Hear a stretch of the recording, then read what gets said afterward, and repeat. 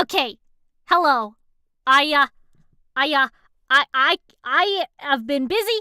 I am so sorry, but I can't sleep until I understand Bramble the Mountain King, but I also promised that I'd do the Portal 2 extras, and I haven't deleted Portal 2 from my computer because of that, and it's taking up space, and I need the space, so now we're gonna do the extras before I do the react to the Bramble, like what the heck is going on with the Bramble the Mountain King, you know? And, hey... Chat, come on. My phone is being stupid again. As soon as I decide to stream, it decides that there's no internet. Internet in my booth is like really bad because, I don't know, the walls are thick, I guess, and the Wi-Fi can't like penetrate into the walls. Hey, Dark Cloud, welcome to the late night stream. I cannot sleep until I understand what happened in Bramble the Mountain King because I have been baffled by it for the past few days, and I was like, I'll watch the video on my own, and I was like, no, I can't. I've got to watch it with chat. I gotta stream it. And then I was like, but I want to know, and I'm like, but I gotta stream, and I'm so sorry I haven't been here. I'm literally drowning in voiceover work. I have, oh my gosh, let's calculate this. Let me get out a calculator quick. Calculator. So,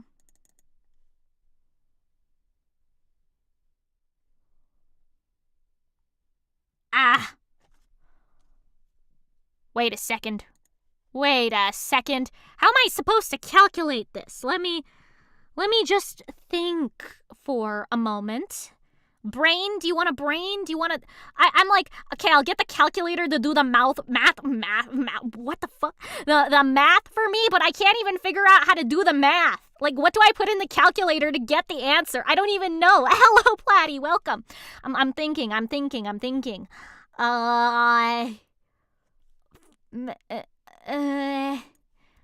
So... Okay...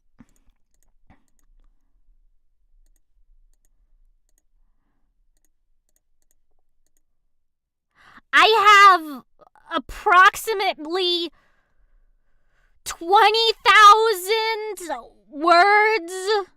Let me just type that number. Worth of work to do that I've been doing the past few days in 2 to 3 days. 2 to 3 days is the amount of time that I have to do that many words. Let's Google how many words can a human speak per minute? About 154 words per minute. So let's do calculator again. So if I go 200,000 words divided by 150, oh my gosh, can I... Don't even say that many words in a month. Yeah, that equals 133 minutes. So that's like 2 hours, but you have to take into account the fact that I mess up and I do multiple takes. So let's multiply that by like that time number, the times you redo the... No, that number is not the amount of times I redo it in different tones. That number is the base number, and I do like 2, it depends on the size of the project, and if I feel like I've delivered the line like not exact, like if there's a line and it could be interpreted like 5 different ways, I'll do 5 different takes for the 5 different ways that line could be interpreted. But if there's a line that can only be interpreted like 1 or 2 ways, I'll only do it 1 or 2 ways. So let's take 2 hours times like 5, I guess, to account for my mistakes. My number is 666.666666666 minutes. In 2 to 3 days, and I I am still getting more voiceover work. Like, anytime I get a ding, I'm like, can I get some time to stream? And then it goes, no, but I want to stream, so I'll just stay up late and do caffeine. And what is it? So 2 hours times about 5 is about 10 hours for, like, most people. That is not a lot of work, but please remember, I am disabled, so I have to do like half an hour of work. Like, voice acting work is more blah on my body than streaming, actually, and I don't know why, but I have to do like half an hour to an hour of work, and then I have to go take a nap, and then I do half an hour to an hour of work, and then I have to go take a nap. So I spend like half of my time sleeping and half of my time working, and then the other, I don't know, 5/16 that you get out of nowhere, because that's my 24 hours are all taken up. I am worried about when I'm going to stream next, because I have no time to stream because I am either voice working or sleeping. And yeah. Well, at least that's on top of your price increase, which is good, at least. Yeah, well, okay. Qagazzz. I increased my prices because I was getting too much work. And with my increased prices, I am getting more work than I was getting before. And oh boy. Yes, Qagazzz. Get that monies, yeah. 1 second, guys. Yeah.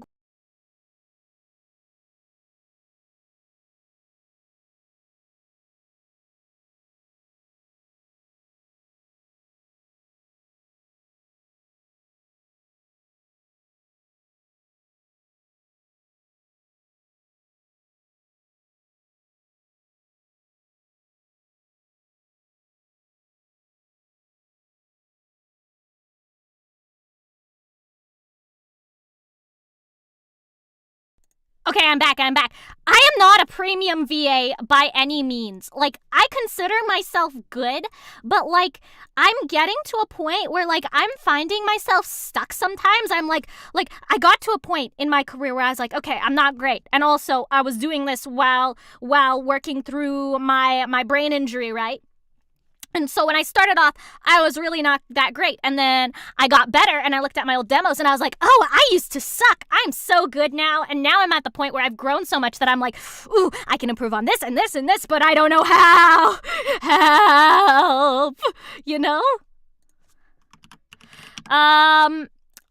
Also, like, what was it? Good morning, Squid Mustard! Yes, we get the good morning in the chat! Yeah! It's not in the Discord, it's in the chat. Good morning, Squid Mustard! Good morning. Yeah, I get the monies, but all the monies go toward, medical expense. Oops, burp. Doll is suffering from success like a real rapper. Bro, I'm going... But I want to stream! I want stream! I want game! I want not look at a lot of words. It hurt my brain. I love voice acting, but it does, all the words do hurt my brain with the post-concussion syndrome. But that's the skill I had before I had the post-concussion syndrome. So I hear, yep, DJ Khalid over here. Okay. But like, my favorite are like the commercial reads that you have to rap, because people will like not understand timing and reads. They'll like give you 3 paragraphs and be like, okay, I want this done in 60 seconds. Let me just bring up a sample. Commercial sample. Scripts. Let me just, aha! These ones are good. They're good. Okay. Come on! Give me the, aha! Car commercial scripts. Perfect. No, just give me the car commercial script, please. Why?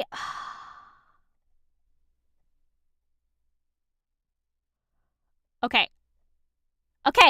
So like, okay, this one's like a pretty long one. It's a 1 minute commercial sample. And this is usually the thing that people are like, can you do this in 50 seconds? So like, this is how I read, right? In a hurry to get somewhere? The Wavefront will take you there and back. The latest model from Wavefront Motors brings you a slick new design and an abundance of trailblazers. Cut. The latest model from Wavefront Motors brings you a slick new design and an abundance of trailblazing features that harness the latest technological breakthroughs and deliver you from point A to point B in turbo speed. This battery-powered vehicle runs entirely on renewable energy, so it's an environmentally sustainable way of getting around. That was a voice crack. I would cut that out too and restart, but whatever. The Wavefront also comes equipped with cutting-edge motion sensor technology, so every moving object on and off-road is on your radar at all times. There's also the state-of-the-art interior design conceived for max... Blah, blah, fuck, blah, blah, blah. Okay. There's also the state-of-the-art interior design.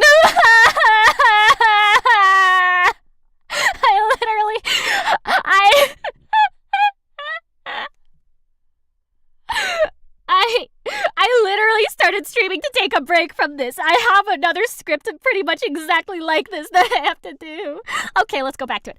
There's also the state-of-the-art interior design conceived for maximum comfort. No more getting left behind. Drive fast with the Wavefront.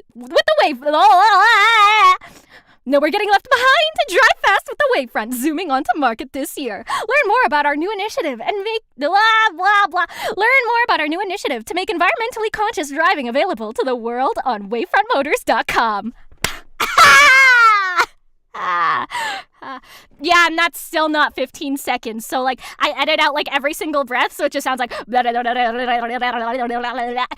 they're like, that doesn't sound right. And I'm like, yeah, I told you so, but you wanted this in 15 seconds. Sorry, I'm suffering.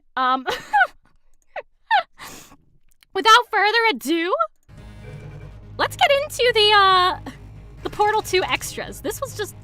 Okay, Perpetual Testing Initiative. Let's play. Cave Johnson here. Oh, thank you, Miss Every Ford. time I look at our test chamber production line, I am reminded of my father. Oh. Okay. I will just say this to you right now, Miss Spark. I am a successful enough voice actor that if I need a demo reel or scripts or anything, I will be paying people. I will be paying the people to do the thing. I will not take stuff for free. I've made all of my own demo reels up until this point, but if I want to, like, do that, I will be paying people. I'm not going to take freebies when I don't need them. I'm not a newbie voice actor or anything. So, yeah, just letting you know, and now we'll restart this again.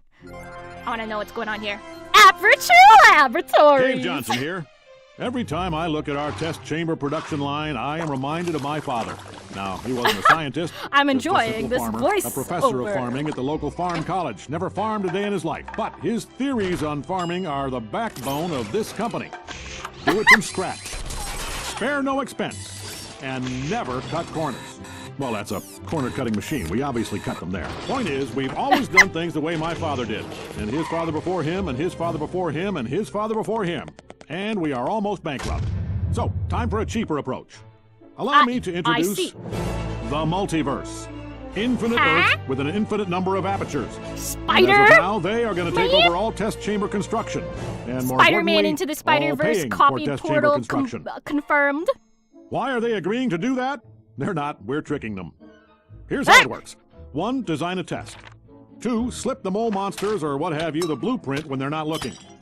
3, once they build it, steal it back. I didn't realize you sad were little behind octopus. the murder contraptions of That's Aperture. where you come in. We need blueprints. We're about to run the greatest con game in the history of the multiverse. These and guys you whacking are the their bottleneck. keyboards are Yes, literally you. like me Get back to work. doing voiceover. Click, click, click. Again. Click, click, click. Exactly, Miss Spark. Every portal, everywhere, all at once. Whee! Meet the bots. No, I don't want to meet the bots that I murdered. Let's meet the bots that I murdered. These next tests require cooperation. Qagazzz! Consequently, they have never been solved by a human. That's where you come in. You don't know pride. You don't know fear. You don't know anything. You don't know anything! You'll be That's right, Gladys. I don't. Ah, this is funky, groovy music. I'm enjoying this. Hello. Oh, do I play? No, this is cutscene. Oh, the multiplayer characters, so I don't mortar them. Well, oh yeah, I don't mortar them. Whee! Test chamber completed. Continue testing. Nice. Whee! I'm sure that I'd be so frustrating to play Portal multiplayer Continue with because testing. I just want to constantly put my partner in an infinite loop just to see whee! Whee, go burr!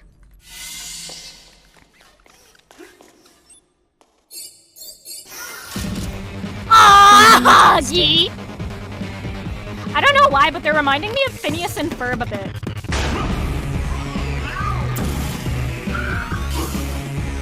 Whee! Like, I just want to put Phineas on the circle blue one and Ferb on the The orange two one. of you have forged an excellent partnership. Now it's time for your real purpose. Oh. I do not like that. Your real purpose. And what would that be? Don't disappoint me, Don't die, Phineas and Ferb! or I'll make you wish you could die. What the? We already knew Gladys was a sadist. We already knew this. Okay. Moving on. Gladys wakes. She must be cranky. No coffee? Hello. Now, how did you awaken the first time? How did you do that, Gladys? You gonna tell me your secrets? It's been a long time. How have you been? Whoa!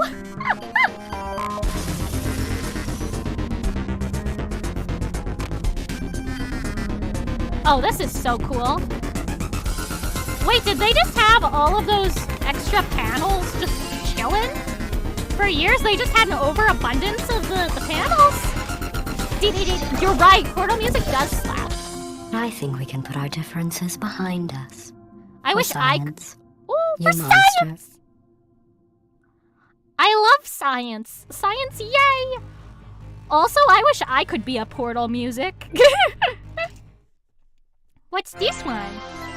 Hey, Johnson here. Laboratory. I love this The key to any successful cooperative test is trust. And as our data clearly shows, humans cannot be trusted. Solution? Robots. Then fire the guys who made those robots and build better robots. Alice Then and run Peabody. those robots through a regimen of trust exercises, creating a foundation of mutual respect, reinforced by the simulated bonds of artificial friendship. Inspiring stuff. And finally, we put that trust to the test. Bam! Robots gave us 6 extra seconds of cooperation. Good job, robots. Gabe Johnson, we're done here. What a brilliant discovery! Humans can't be trusted, robots can't be trusted, especially if they're based on humans. Panels! I want to know the science of the panels. Give me the science. I wish that Bill Nye, the Dave Johnson science here. guy, was This is a narrating test this chamber. kind of. This 4 guy's doing an walls, amazing job, ceiling and but floor. Good enough for you know, science. Bill Nye talking about this Not would be aperture great. science. Gentlemen, I give you panels. The planks of tomorrow. Yes. Fully configurable. Infinitely variable. Oh, Safe. sick! Brand panels Yeah, will assist right. your test subjects every step of the way. Whoever animated panels. this had so much fun, Crusher. man. We sell them too. This was for the PS3? Oh my gosh, that was so long ago. The first PlayStation I had was the PS4. Cave Johnson here, introducing the consumer version of Bill our most Nye, the popular science military-grade guy. product. Hello. The turret. No, I murdered How do we so get so many many of them! bullets in them? Like this. Plus, we fire the whole bullet. That's 65% more bullet per bullet. This is the same technology we've been using on robots for decades. Scares the hell out of them. They come in hundreds of designer colors, including forest, desert, Different. table, evening at the improv. What idiot picked these? And we box them up and ship them straight to your doorstep. Why do you So need you a can turret? protect the things that matter most. Good night. Just try and get close to that baby. Your funeral. Cave Johnson, we're done here. Okay. You know, I think I very much do not want a turret in my house. Not even a plushie turret. I'll take a companion cube, but actually, ever since I put these shelves in my booth, my plushie collection has just, like, there's so many more plushies. I have a Bibble plushie from a Barbie. My Inosuke plushie that just fell. I have trouble finding anime plushies I actually like because, like, the anime characters look so weird, but Inosuke has a boar for a head, so he looks awesome. So I got him. I have Haku. I have a cute Kakashi. I got Stitch. I've wanted a Stitch plushie for forever, and I finally have one. But yeah, so they're paying their rent by eating the sound. They're worth every penny. They eat the sound, yeah. I'm sure Bill Nye is cool, but her doesn't want pictures of Spider-Man in Cave John. What? I'm so confused, Miss Spark. I don't understand. Boots! Ooh, I like investors. boots. Cave Johnson here. Now, I know you've sunk a lot of money into the dual portal device, but I'm here to tell you we're not banging rocks together over here. We know how to make a quantum space hole. Carolyn, see? Portal here, portal there. Look at this thing go. Now, we have run into a reproducible human error problem. A lot of expensive equipment getting broken. But don't worry, Cave took care of it. Gentlemen, I give you Just the long incinerate fall the bodies and they never Think existed. of it as a foot-based suit of armor for the portal device. I'm not gonna lie to you, it's expensive as hell. But check this out. We told this test subject to just go ahead and try to land on her head. Go ahead and try to land on her head. She can't do it. Good work, Boots. So anyway, we're between banks right now. Just make those checks out to cash. Cave Johnson, we're done here. I love those!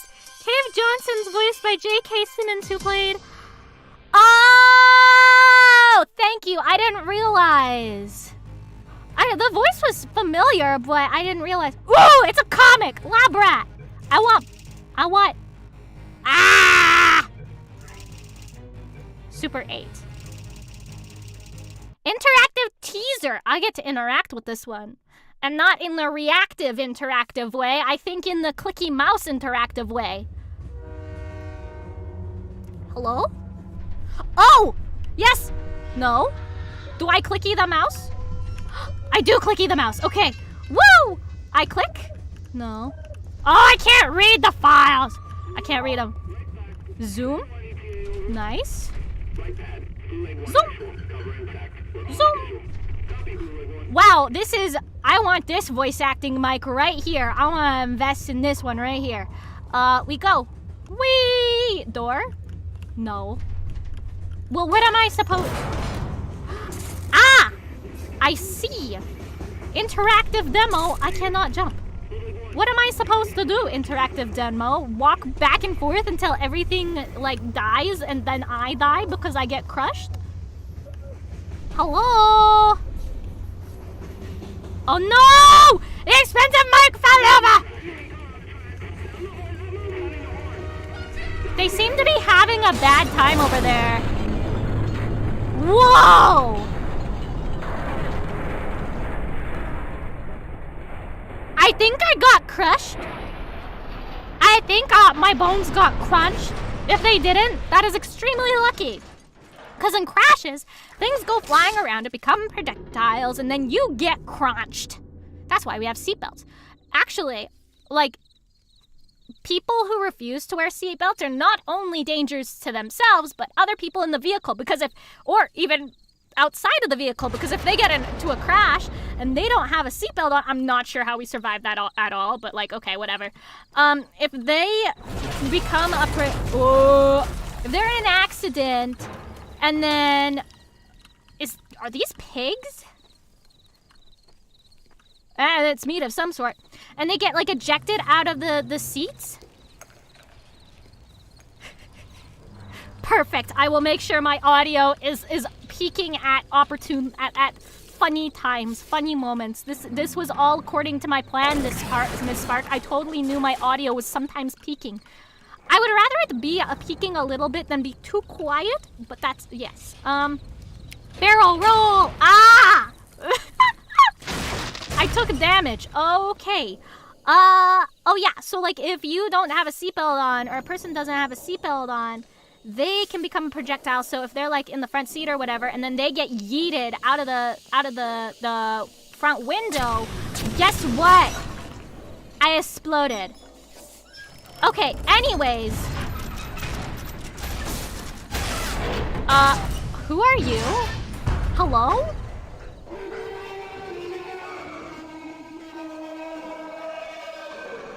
What the fuck was that? It sounded like what kind of a roar? It was like a roar put through a bunch of effects. That was a weird sound effect. Anyways, so you get yeeted out the front of your car, and then you get yeeted into like the toddler that's crossing the street trying to get their ball or whatever. Guess what? You've just become a projectile. You just made that child mush. Dinosaur moment, yeah. Okay, now we're done with the portal extras. Quit. And now, let's hope this works. Hello, mouse, where the fuck did you go? Hello, why'd I lose my mouse? This is a window that does not make you lose your mouse. Hello!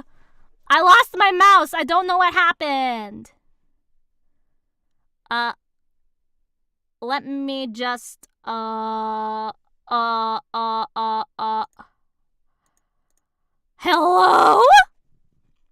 Hi, Diamond Lock. It's an alien that can manipulate metal. What the f? There's aliens in Portal? Light mode jump scare. I'm so sorry. I meant to make it big, but I can't seem to find my mouse. Where did you go? Mousy poo. My mouse just decided it doesn't exist. Mouse settings. Turn it off and on. Ooh. Off. No, that's on. It was already on. Off. On. What the fuck? It's still, like, I can click on things. Ooh. Can I make this full screen? I totally can. No, it was a movie trailer, basically. Okay, thank you, Dark Cloud. Well, we got this big, so, get a wired mouse. My mouse is wired. It's wired in. But, like, the little clicker thingy, the thing that, like, the white thingy, the actual, like, thing that shows you where you're clicking, that's what disappeared. Maybe, you know what? Maybe I need to open Steam because of... You know what? We're just going to continue this stream with our fucked up mouse. This is fine. This is fine. All I need to do is be able to press play and pause. And I can do that with the space bar. So Bramble and the Mountain King story and ending explained. I need this because I don't understand what the fuck happened in that game. I had fun playing it, but I didn't understand what the Bramble was. I understood it was vines. I didn't understand the Mountain King. I didn't understand the lady who was, I don't know, tricking guys and then, like, I don't know, eating them or whatever, taking out their hearts and then putting them on trees. I didn't understand why people were drowning their babies. I didn't understand why I didn't understand. Fun fact, divers also get fined if their passengers are caught without a seatbelt. Yes, they do. And that is why. Okay, I press play because I want to know what was happening. Little Nightmare.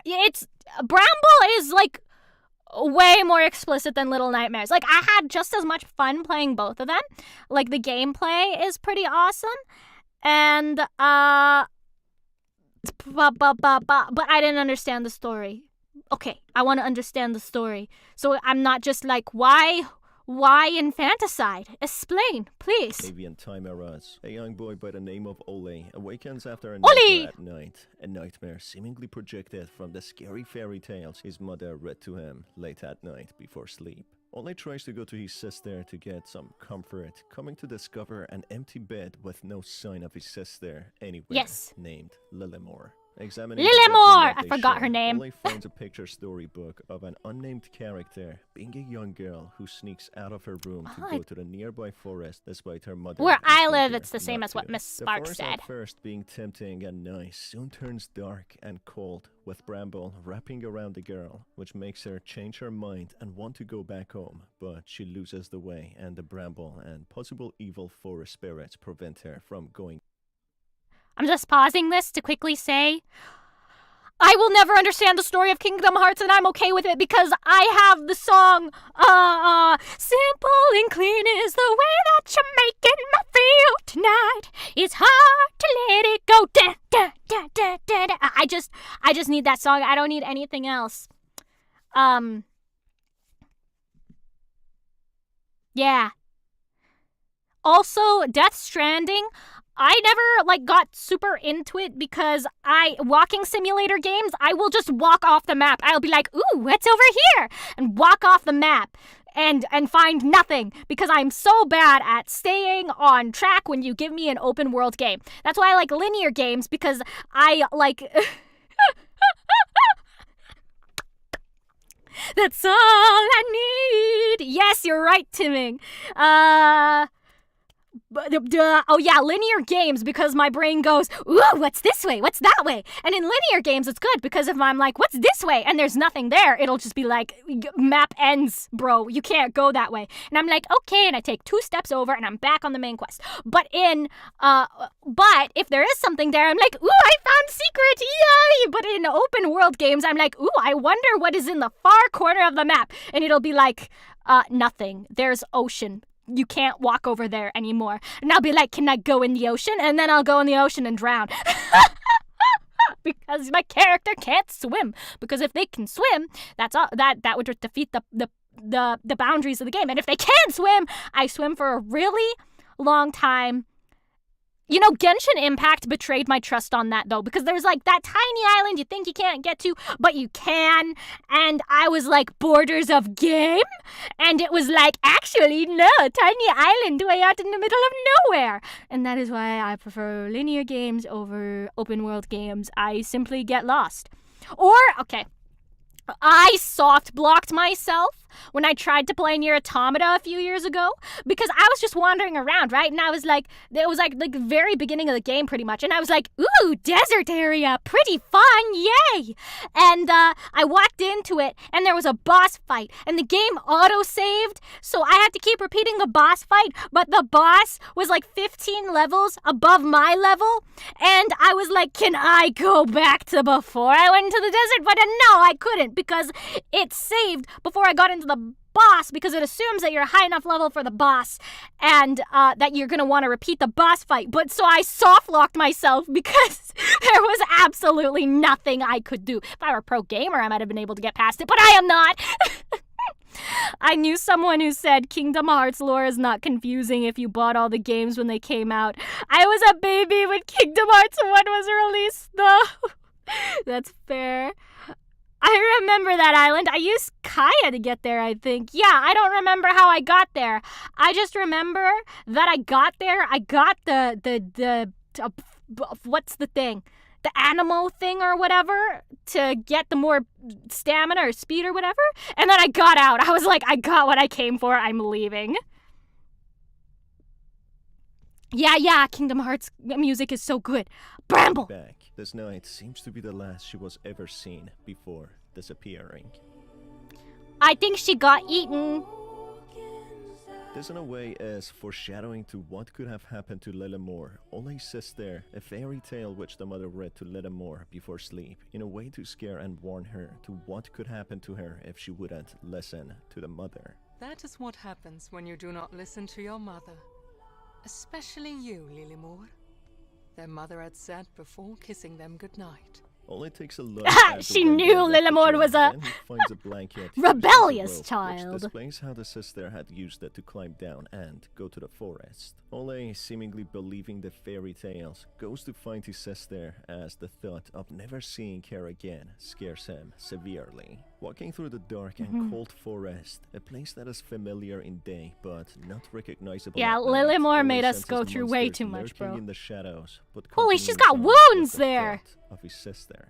Going through a cave, Ollie finds a glowing bright sphere which lights the dark forest when he needs it in his most fearful times. Hence why the sphere is also known as the Spark of Courage. Soon, Ollie gets gravitated towards the enchanting calls and yodels of his sister, finding her observing the spectacle far away from the high point of an old ruin. Ollie showing her the glowing rock he found earlier, they start to play with it when Oh, my mouse came back! It's back, it's back! Was built upon collapses, causing Ollie and Lilymore fall down. On a I'm steep hill, wondering if this is sliding maybe down. just a story recap. So I'm just gonna Created skip by their dying. Stone forward has a bit. turned the troll into stone, depicting how powerful this little rock truly is. Yeah, this is just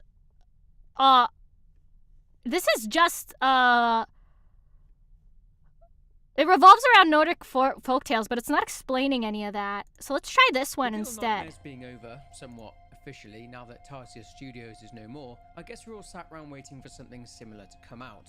Games in this style have of course come out, but nothing with the charm that Little Nightmares had. Wait, Little Nightmares Studios disbanded? Bramble Mountain King was first announced back in 2018, and in April of 2023, No. it finally released. Steeped in the dark fables of Nordic mythology and folklore, Bramble was a horror adventure game which left a Nordic lasting mythology and impression. folklore. The Okay, graphics please were explain stunning, those to and the me. soundtrack featured the Instead of beautiful just telling vocals me what from happened in the game that I already played, the monster please. design was fantastic, heavily inspired by the art of Swedish painter John Bauer, and the story was great. However, if you're not paying attention to the game's narrative, then you may miss certain aspects. But I not missed- to worry, that's where I come in. I just was Finally, given confused, this bro. is a new game, there will be spoilers from this point on, so you have been warned. Yes, But yes. before we dive in, a message from the sponsor of today's video, Atlas VPN. Atlas VPN are coming in hot with yet another huge deal. This time, Haha! They have a little chapter thing for the intro. By the way, I do use Atlas VPN. I'm not sponsored by them, but I used it because when I don't have data on my phone because I'm disabled, so I don't go out often. But if I'm like in a Tim Hortons or something and I need to check my bank account and I'm connected to the Tim Hortons Wi-Fi, I'm just like, ha! Atlas VPN on my phone. I am safe now, I hope. He was told by his mother. Seeking out the comfort of his older sister Lilymore, he finds she isn't in her bed and the window is open. Yes. A book lies on the dresser, a story of a young girl who climbed out of her bedroom window into the forest despite her mother's wishes for her not to do so. As the girl progresses through the forest, fairies! it gets darker and more sinister. Ole naturally thinks that his sister did the same thing as the girl in the book, and that his sister may be in danger. So, getting dressed, he climbs out of the window and ventures into the forest in search of Lilymore. The path illuminated by the moonlight, Ole makes his way around the winding path, finding pine cones along the way. They are laid out almost as if someone has arranged them to seem as if they are living. Ole finds a statue holding a small stone of some sort, which emits a powerful light, which he takes. It's a symbol of hope and a spark of courage. A short while later, Ole hears a voice singing a song. He discovers his sister atop some ruins. Oh, and darn. he shows her Thanks the for letting stone me know, atop Miss of the Park. statue. They play together. Lilymore throws a pine cone in the air, and Ole throws the stone at it. I'm Almost sorry, leaving the it's at small max stone- volume, but because I have my little mouse thingy back, what I can do is I can make it louder in my OBS. Bam. over the edge, and after Lilymore saves I want it, more Little the bench Nightmares. they are standing on gives way, and they both fall down deep into the forest. They reunite at the end of a long journey down into the forest. Yes. Ole follows his sister into the forest, and it appears everything in the forest is now a lot bigger, seemingly enchanted. The siblings traverse obstacles and avoid potential hazards along the way, and after almost being crushed by an apple, they spot a baby gnome. Yes, I remember that part. Following the gnome, it leads into a small homestead where the father gnome and lots of other little gnomes live. Ole and Lilymore have stumbled upon an enchanted forest of some sort. After a game of hide and seek, Ole and his sister press on further through the forest. Crossing some water by jumping on the lily pads, Ole and Lilymore disturb a very large frog wearing a crown. The frog isn't aggressive and it annoys Lilymore by covering her in slime, causing her to storm off. Ole says bye to the frog and goes to catch up with Lilymore, with them eventually coming across a well. I too want Little Ole is Nightmares 3. mesmerised by the well, and Lilymore leaves. I haven't played Little Ole Nightmares was 2 so yet, though. enthralled I by need the to do well that. A lot of time passes, leading to him and Lilymore getting separated. Although Ole was alone, he he was visited by a fairy whose light guides him back to Lillimore. However, their joy at being reunited was very short-lived. Yes. Because of that guy! She doesn't even run! Like, I understand that she's not facing him, but like, how did he sneak up? Like, he's gotta have stomps that cause earthquakes or something. Like, how did she not notice him behind her? And why did she not run? Yeah, the Bergen. Oh, I didn't know there was a mobile Little Nightmares game. And seemingly enters into a sort of afterlife, but upon reaching the same ruins on which he found his sister, he awakens on the shore after being saved by his friend the Frog King. Realizing that his sister is in grave danger, Ole sets out to find her and rescue her. Encountering more gnomes in need of help, as well as creepy creatures just watching him in the darkness, Ole is venturing into environments that are clearly very dangerous. He stumbles upon a different troll, but this one, a butcher. Being careful not to disturb the butcher, Ole climbs around, but alas, he is spotted, and a tense face-off takes place. Ole incapacitates the butcher and manages to escape the butcher's lair. A short while later, more gnomes need help, but after it looked like Ole was breathing fire for a second. Pieces. Ole cries, but he must push on as Lillimore is in danger. Oh yeah, evading the troll's gaze along with a bunch of bear traps, Ole does a great job in giving the troll a slip. But Ole falls down again, into a cave where a group of pine cones are dancing around what appears to be a leader. It seems that the pine cones seen earlier indicate that they are, in fact, alive. Wading through even more fleshy remains, Ole once again has to avoid the butcher. But once again, Ole is discovered by him and is imprisoned in a cage. Not to worry though. Oh yeah, I forgot about that part. Pushing the cage off the edge. He encounters a group of mischievous pine cones bullying a stone giant by the name of Lamus. Using rocks. Oh yes, Lamus, best character. Lamus is my favorite character. Ole then comes across another magical stone, but is then grabbed by another troll. About to be eaten, the stone lets out a bright light. He sees Lillimore in a vision, a symbol of hope that will keep him going. With the morning sun, Ole is at least safe from the trolls now, given that they turn to stone if caught in the daylight. A short while later, Ole meets with a baby. You didn't even sneak. You're like, notice me, senpai. The other side of the lake. Coming across another stone giant and helping a gnome find its way to its father, Ole hears the sound of a violin and can't stop himself from dancing, but he ends up falling down into a very large cave. Traversing the cave and coming out safely on the other side, Ole once again hears the sound of the violin. And okay, so are you going to explain what folklore this is? Please? Aha! Head snap.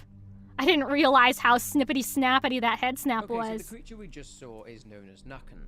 Whilst traversing another cave, Ole finds strange markings on the wall, along with a book which told the tale of Nukken. He was an attractive young gentleman who loved playing music, specifically his violin. Problem was that his talents weren't exactly appreciated by the rest of the village. He would get bullied and beaten by the other villagers, but one villager didn't bully him, and that was the girl he fell in love with. Yeah, and then it murdered her too. Snapped. He went into the village and played forbidden melody at the lake to drown in his sorrows. He still lures people to the lake through the deadly melodies from his violin. Hence why Ole could not stop himself from dancing when hearing these melodies for himself. Ole is then confronted by Nukken. He has to frantically outrun him as he destroys the lily pads Ole is walking on. Yeah. The danger isn't over, and fucking, like, this guy could walk through the mud, but he decides to crawl. Ole would have been so, like, just dead. Because he shows he can stand. Why do you try to swim through the mud? Nukken emerges and grabs him, with them both falling down below. The fun and games don't end there. And then breaking his back. Up onto shore again. Pulling himself to his feet, he enters into the afterlife again, running through the fields.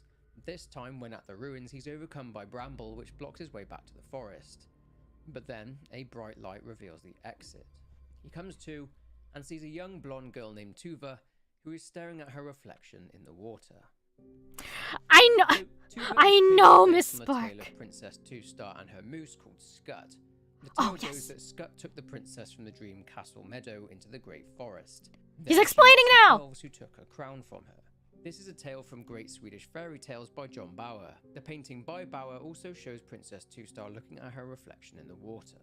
Ole approaches Tuva and collapses into her lap. The sun rises and the young girl discovers the magical stone. She then imbues it with some kind of power, indicating that she herself is a magical being. She says that the bramble covers all where darkness has taken hold. She then says to Ole that he needs to follow the light and that he will find what he is searching for within the mountain. Whilst leaving, Ole sees Scut the moose. A very cool touch. Encountering more bramble, it appears that the bramble has That's a vulnerability. A large white flower, which is a life force for the entire Like, that branch. kind of explains what's going Shining on light here. it Like, this forces is like the a branch to retract.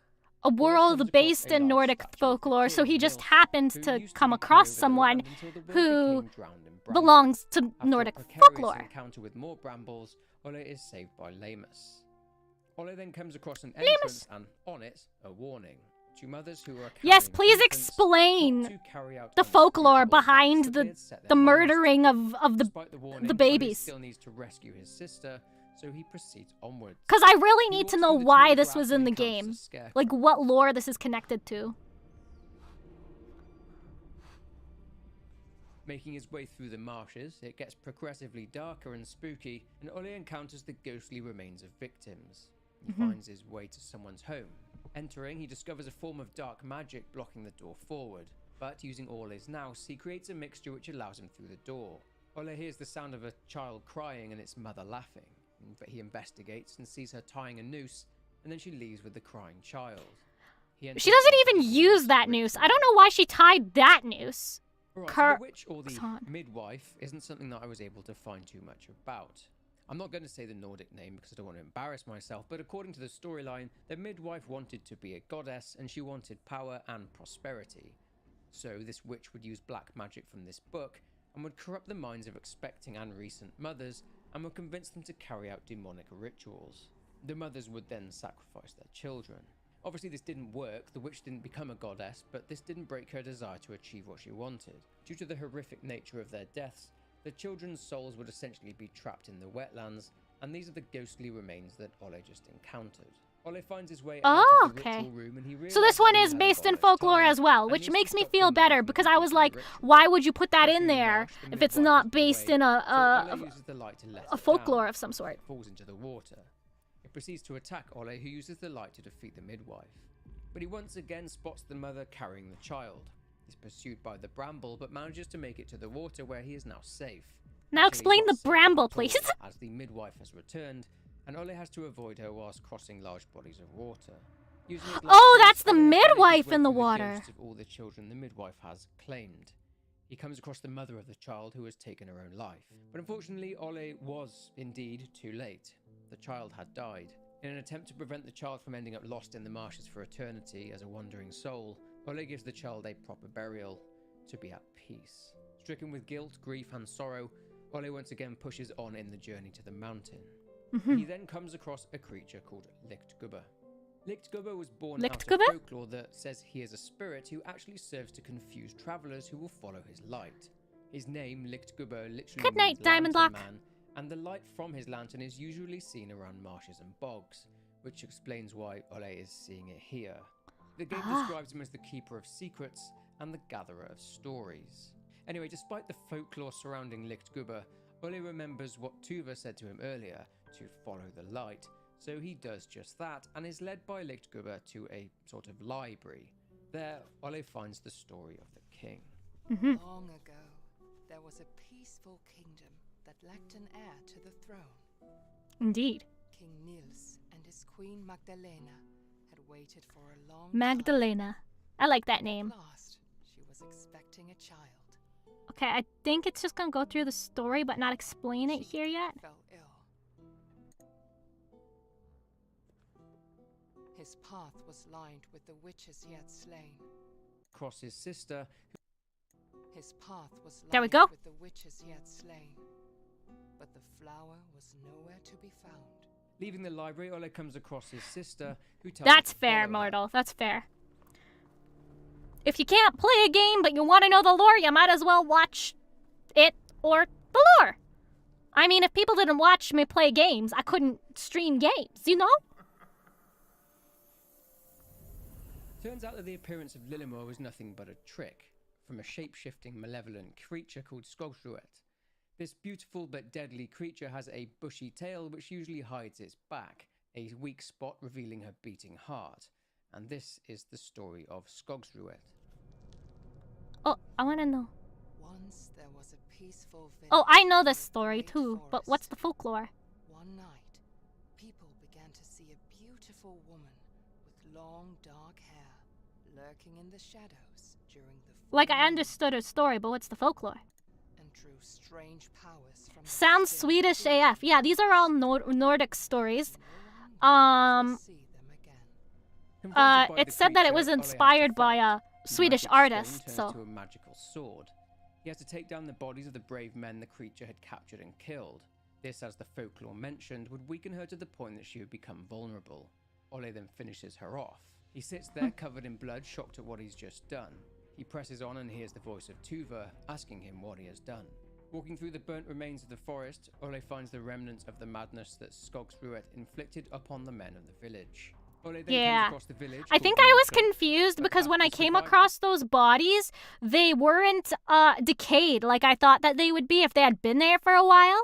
So I guess it was pretty recent that she had come and like done all that stuff, and then they went and basically crucified anyone with black hair because they're like, oh, this black-haired lady comes in and then takes the guys away and they never come back. So it must be one of the it wasn't one of the black-haired women in the village. So they weren't decayed, so I didn't understand that that's who they were. When I was first going through, I was like, what the what?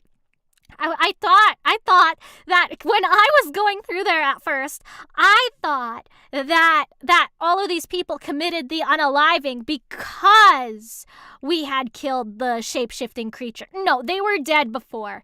And that was something that had confused me before. Having the horrors of Qagazzz, it's now been absolutely ravaged by disease. Mm-hmm. Some sort of plague which wiped out most of the town. The individuals still left in the village aren't exactly alive. They're wrapped up in Bramble and are seemingly being controlled by it in a zombified state. Avoiding zombified villagers, Ole passes through the village and after activating something very strange with his magic stone, he Something acquires very something strange. somewhat Yes, different, that's and he what I eventually think too. turns to a small robot. Ooh, what's the He lore begins of to the rose lady from that the river. appears here? I really want to know. Of peace. Then the plague came to our village. Feels like the plague is some kind of punishment for our sins. People say they have seen an old woman with a rake at night. The old woman with the rake, yeah. She has not come to my house. Every morning, someone new has fallen ill. And I want to know her shortly thereafter, folklore though and who she is. the dead are rising from their graves, and they eat the Who's ones the zombie maker with the rake? That person who tried to eat me in my dreams. Just open Pesta. Pesta. Back in 1349, the Black Death visited Scandinavia. It took the lives of many people, and a folk tale was birthed. Pesta, the bringer of plague. Pesta takes on the shape of an old woman. Pesta being the Norwegian word for plague. Being dressed in a blue skirt, Pesta would travel from village to village with either a broomstick or, as you heard from the earlier folk tale, a rake. Now, if she turned up with a broomstick, everyone was pretty much doomed.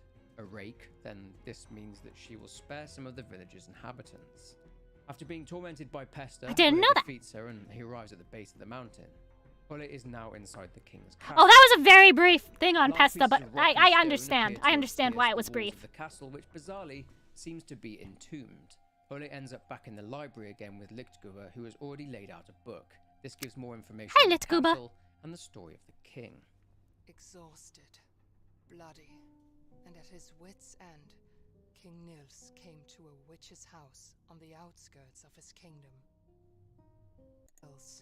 And shackled him using the same brand. I want to know if this witch herself has folklore and the As a side note, Bramble. the witch's house King Nils King. visited is also seen here. Anyway, Ah! Ole leaves the library and enters into the king's son's bedroom. There he finds a change of clothes, much needed I'm sure, and also a secret passageway. He falls directly onto the butcher troll, who he had had run-ins with earlier on. Ole then enters into a large hall, and there sits the king of the mountain, entangled and corrupted by the Bramble. In front of him, the sack containing Lillemor. Climbing up, Ole frantically tries to free his sister, but in walks the troll that took her. He climbs up and feeds Lillemor to the king. The king's punishment for bringing darkness upon the land is to be fed by the trolls, I guess for eternity. The king is hungry, so he tries his best to kill Ole. But the smart youngster is too much for him, and the king is eventually stopped. With Ole having removed the Bramble corrupting the king started to see clearly. In front of him, he sees a child who was the spitting image of his deceased son, wearing his son's clothes. Reminded of his son, the king dropped his staff and for a brief moment overcame the darkness. In one final attempt to grow and corrupt the king once more, the flower began to blossom, but the king put an end to it. Ole needed to climb the king's sword in order to get to his sister. Whilst climbing the I still don't understand how Lillimore was still alive after they animated him chewing on her. To save his sister, Ole throws the magic stone into the mouth of the king. He then falls to his death, as does the king. Lillimore, however, uses the magic stone, now turned into a sword again, to cut her way out of the king's body, and she rushes over to the lifeless body of her little brother. But Tuva had one last gift to give Ole, the gift of life. The place around them was crumbling, so they needed to escape, but Ole's good friend Lamus comes through. Lillimore then wakes up in her bed, awoken by a nightmare, but Ole is not there. She goes to the window and up pops Ole. The game then ends. Okay, so there are one or two burning questions remaining, but I'll hopefully answer them in the next section. Yes, please answer my questions. Was all of this even real? Even real? I have seen a few theories, things like, was this just a dream? Was it all in Ole's imagination? Did the children die when they fell off the cliff at the start of the game? I guess the beauty of games with ambiguity is that you can theorize and decide what you think happened. It's open to interpretation, so to speak. According to what I found in my research in regard to European folklore and culture, it is entirely possible that the two children ended up stumbling into a different realm. This itself is a common fable in European and Nordic culture. People from Nordic cultures would even practice folk magic in order to prevent this from happening, and many parents would tell cautionary tales to their children to scare them into not stumbling into these exact situations. Much like the book their mother read about Don't go into the portal! And being taken by the Bramble. I mean, it's also entirely possible that these children were spirited away by Tuva because they were needed in order to lift the darkness that had ravaged the land for so long. The world that Ole and Lillimore found themselves in was clearly a magical realm.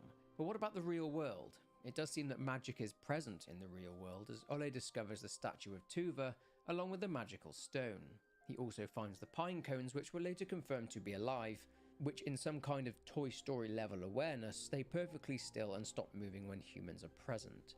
Another thing is that the ruins on top of the hill and the doorway Ole and Lillimore fall through could have been a magical gateway to the other realm, the real world. Or I mean, it's a very pretty could have been a thing. It magical could be a portal. But it could have been that the magic simply faded out at one point. It could have been that people simply stopped believing in folk magic, causing this to happen. But here's what I think. At the start of the game, Ole wakes up after having had a nightmare after being told some spooky fairy tales by his mother. Oh yeah, and I dumped out all of the matches just for fun. But his imagination has just They got heckin' isekai! Yeah! European isekai story.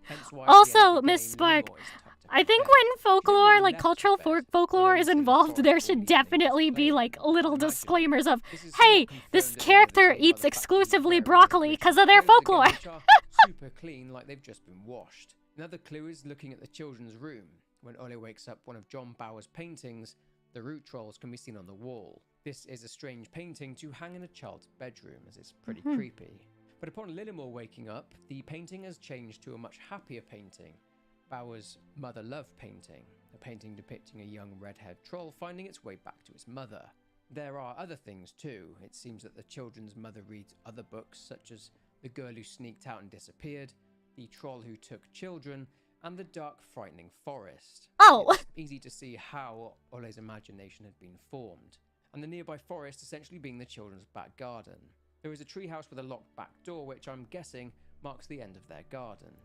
The pine cones as well seem to have been set up by Ole, as they are situated in the back garden. But anyway, that's it for this video on Bramble, the Mountain King. Let me know your theories down below in the comments, and if you enjoyed this video, then please leave. I liked the explanations of the folklore things that I didn't get, but I honestly don't think that this is just in Ole's imagination, because what 6-year-old?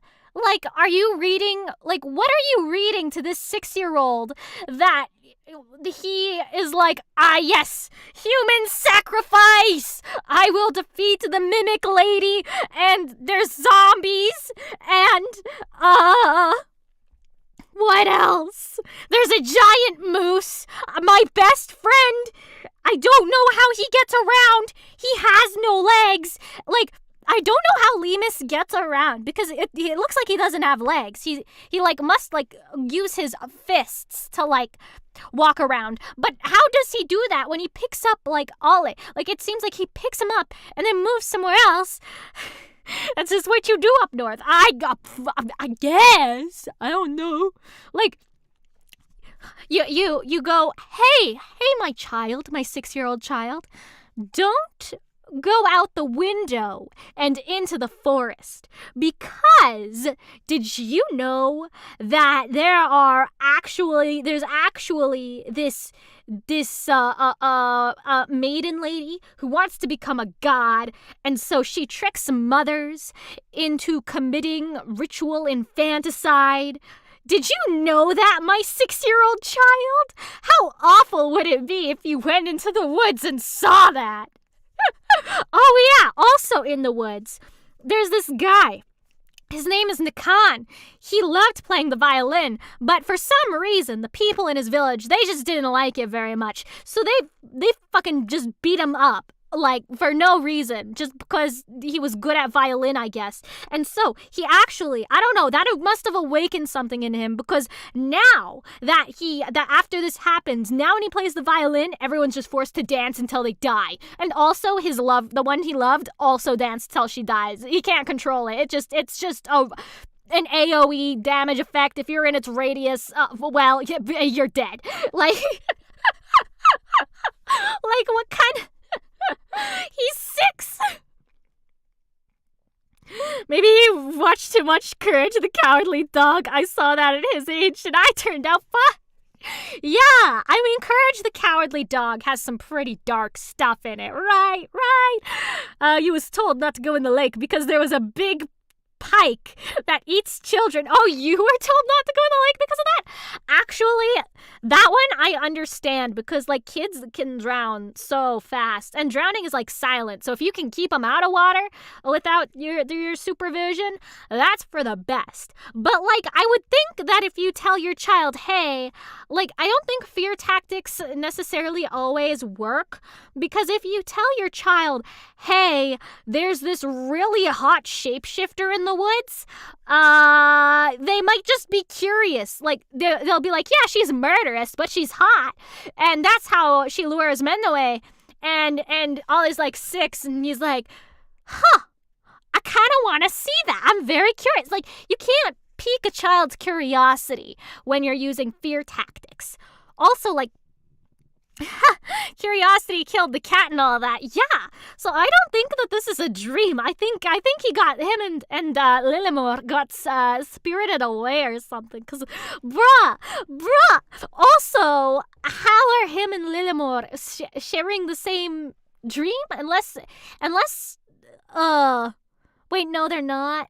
I don't know, man. I don't know. Also, when we wake up again, we have the wooden carvings of the ones that we picked up. Also, I can't accept that our best friend Lemus could possibly be a figment of our imagination. I can't have what happens to Bing Bong happen to Lemus. I just can't. He's too good. He has to be real. But she's hot. The last words of many. Yup. I did something like that when I was 5, but at day I would walk away from my home without my parents knowing. No, you can't do that. You gotta be supervised. Because everything is dangerous. Okay, there's this one person on TikTok I watch. I think her name's Lauren the Mortician or whatever. And she reviews dangerous kids' toys and stuff. And she's anything with magnets is bad. And then literally after she was yeah, the magnets are bad. They come right out. A kid went into the hospital and damaged their septum because they got the magnets up their nose. Yeah, my cousins and I called the big hedge in our neighbor's yard snake bush, cause apparently it had tons of snakes in it. They mowed the hedge, so it's gone now. I still don't know if there were snakes. that snake bush, that reminds me of when I lived in a different place. Our neighbor had a pet chicken, and the pet chicken would run away, the hen would run away and go into our bush and lay eggs. So every once in a while, we would find these eggs in our bush, and we had no clue when, how they were there, how long they were there. She was really trying to have chicks, but she was just a lone hen, right? And so me being curious was like, maybe we can tell how old they are by smashing them on the pavement. And if they smell bad, they're probably pretty old. And so that's what we did. And they smelled really bad. We had to get the hose and hose it off the pavement and all of that. It was gross. I hate "it was all a dream" exclamations, because that's not a story.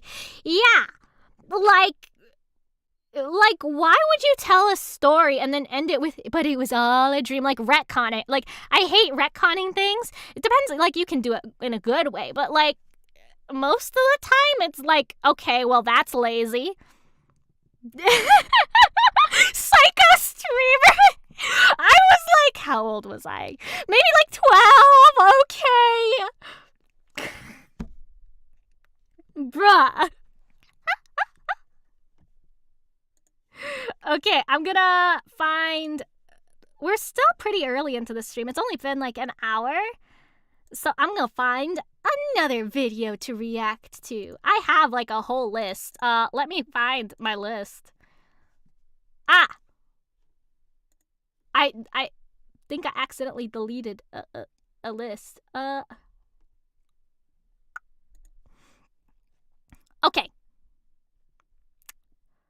We are going to react to the... Oh, you know what? I got found from my auntie walking near some buildings. She called my parents to pick me up, so I'm all fine. Yeah, it's good when there's adults that'll look out for you. I'm just gonna look into my react streams requests. Maybe pick something from there. Oh, Scream and Lie in Outer Space. Among Us, pretty bad tutorial. Okay. So From the Russian Badger. 2 years ago. Okay, let's see if this will... Yeah! It works. Okay. And this one, I think, has a better volume, so I'll just turn this down a little bit. There we go. So, Scream and Lie in Outer Space, Among Us, pretty bad tutorial. Let's see what this is. So, Bing's body is up in the top right of electrical, right where you do, the spinning matching color thing. Did you put it there, Ikesh? Did you put it there? I did not put it there. Yes? You're either blind or you're capping. Among Us is a brilliant social deduction game where you can scream and lie to your friends in space. Yes, I know that. Guess who's an admin? Me. Guess who ain't in there? That brown motherfucker right there. You Cap lying? and a half, cap and a half on Heavenly. No, Heavenly's capping. Who's the man? Oh, my mama. Sheep. I don't know about micro machines, but I know about music machines. You're either blind or Music you're capping. machine. 10 of you are crewmates stuck in a spaceship that desperately needs fixing, but 2 of you are not who goodness. they claim to be as imposters. That spooked me. Crewmates win the game by either completing all of the tasks to fix the ship or ejecting the imposters into space by voting them out. Get the Democracy! No! Imposters win by killing enough crewmates or sabotaging a critical part of the ship, like triggering a meltdown in the reactor to cosplay Chernobyl in outer space. Tactical nuke incoming! Oh shit, are we not gonna get it? Are you guys Wow. I don't get it. What, we just didn't do a task and we lose? We legit lost because no one did reactor. Crewmates can counter this murder. I've lost games like that too. Body or smacking the emergency button, forcing a discussion, followed by a vote, resulting in an ejection, like you saw a few seconds ago, if a majority is reached. Everybody vote Goose. Everybody vote Goose. What the f***? Get him out of here. Toss his ass into outer space.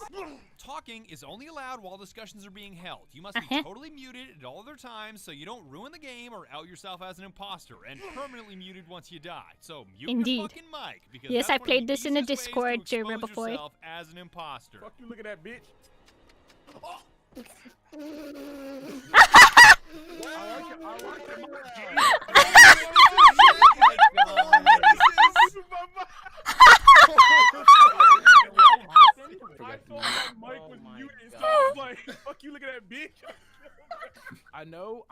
this might sound crazy, but I think Heavenly might be the killer. Four witnesses basically in spawn, and the fuck you looking at, bitch, when he murders me. I know I say dead to rights a lot, that is dead to goddamn rights, okay? I forgot to push the button on my interface. Oh no. That's something I would do, totally. So bad, I left that man alone. Yo, he can 1v9. Wow. And he did! Radar really just clutched that entire game. How the hell did Heavenly win that round? Like, forget what Radar did. Forget what Radar did. 4 witnesses, Mike unmuted, the fuck you looking at, bitch, turns into a W. Okay, with that explanation out of the way, that basically How that happened, I do maxed not know. out my core 2 duo of a brain, Among Us is shit tons of fun. I know you may have seen it on Twitch where streamers never laugh and sweat swamp the whole thing while they actively ruin all of their friendships. Why are you locked in the bathroom? You talking to me? Maybe you should try getting a job. Seriously, some streamers are okay, but most of them remind me of that otter that hates the taste of watermelon, but he refuses to stop eating it. It's so entertaining, yet so painful at the same time. Why are we still here? Just to suffer. You're not gonna find that here. We are the Among Us intellectual Navy SEALs because we are so fucking dumb and unpredictable. Attempting to find any logic in our behavior is like a microwave, slowly cooking your brain. That's the way I like to play Among Us. It's just a brain dead. It's the most fun way to play it. Nothing makes sense. For the last 3 hours, I have been running around in circles in my own goddamn head trying to figure this shit out, bro. I'm literally microwaving my frontal cortex. I've had so much fun. I've been laughing until my sides ache, but man, this shit is dangerous to watch. Like, it got so bad at one point, I thought we were gonna accidentally create a YouTube poop live on Twitch with 0 editing. Hold on. No. That's the kind of stream you want to go to. Really creating an audio YouTube poop. Dude, now you're like, my life like a movie. My life like a YouTube poop. Playing for content is the only way. Indeed. That's how I like to live my life. Otherwise, it's boring. If you're okay with your vocabulary plunging into the single digits and seeing 2 psychopaths bully 3 sociopaths in front of 4 chaotic neutral degenerates and 1 moderately redeemable black man, then I'm excited to show you my very best imposter round and my very best crewmate round. Starting with my second ever imposter round that just happened to be my best. I can only describe it as a brain-dead impromptu speed run. Fuck yeah, chat. Alright. We love brain dead impromptu speedruns. Nobody will suspect a fucking thing. If Heavenly's still up in 10 seconds, I'm cutting his face off. We call this a difficult Okay, I need to know who was closest to spawn. Okay, got 2 dead. Who was closest to spawn? Because I found Heavenly's body in the spawn. I'm just gonna mosey on back and murder Bing in 2 seconds. Or there's Dio and Goose. I like the 3D JoJo models. They're funny. Well, that was fucking quick. Bing is guilty as fuck. He's the last person that I saw right next to Dio's body. Wait, whoa. Where was his body? You didn't even tell me. In the other night. That's such an old Did reference. you not to this see the story. body, Bing? I literally... Bing is sus as fuck right now. You mean to tell me you walked by that body and you didn't report it? This is fucked up. Hold on, Mr. Imposter. Let me explain myself. I went up to the upper right part of the map. I did the telescope. And then I went to the medbay scan. And midway through scanning, boom, body been found. I didn't see shit on my way there. As Goose can attest, I have walked past multiple bodies before. Yeah, no, Bing's fucking blind. Yeah, but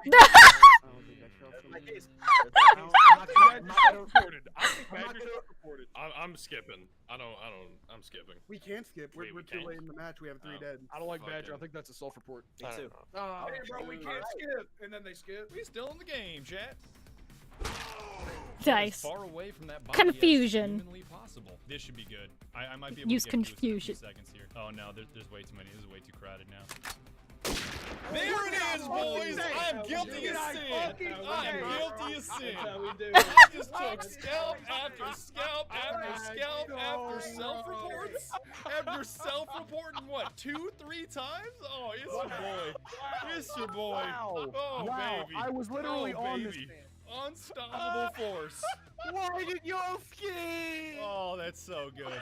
Oh, that's so good. Actually, just any percent speed running. Holy You know what's funny too? His get out of jail free card was just blaming me, and then everyone was like, "Yeah, you know what? He has a point. Maybe it is big." No, that was my perfect strat because I knew whatever Bing did, he's gonna thrash around and sound guilty. As long as there's a shadow of a doubt, I'm not gonna get voted, win the game. Yeah, not even knowing that sabotaging the ship or hiding events was a thing, somehow pulled out a W. And the only round that tops it was a crewmate round where I witnessed multiple murders and absolutely railroaded the imposters with volume. Much like loud equals funny here on YouTube, my personal tell is loud equals innocent in Among Us. And there was no way I was letting these assholes get away with it. You can find me on Tinder, baby. You can find me on Crenshaw. He's dead. Dead to Rights' Bridge. Dead to Rights' Bridge. I saw Bridge murder Heavenly in cold blood. Vote Bridge right now. Vote Bridge right now. Without a doubt, Bridge. Okay. Badger's legit trying to get back at me for doing this exact thing to him earlier. Listen to this, everybody. Let me tell you a tall tale. I just happened to finish all of my fucking tasks because I'm an imposter, right? And then I go to security to watch who's actually slitting throats. I literally went up to reactor and I was doing Simon Says. In security.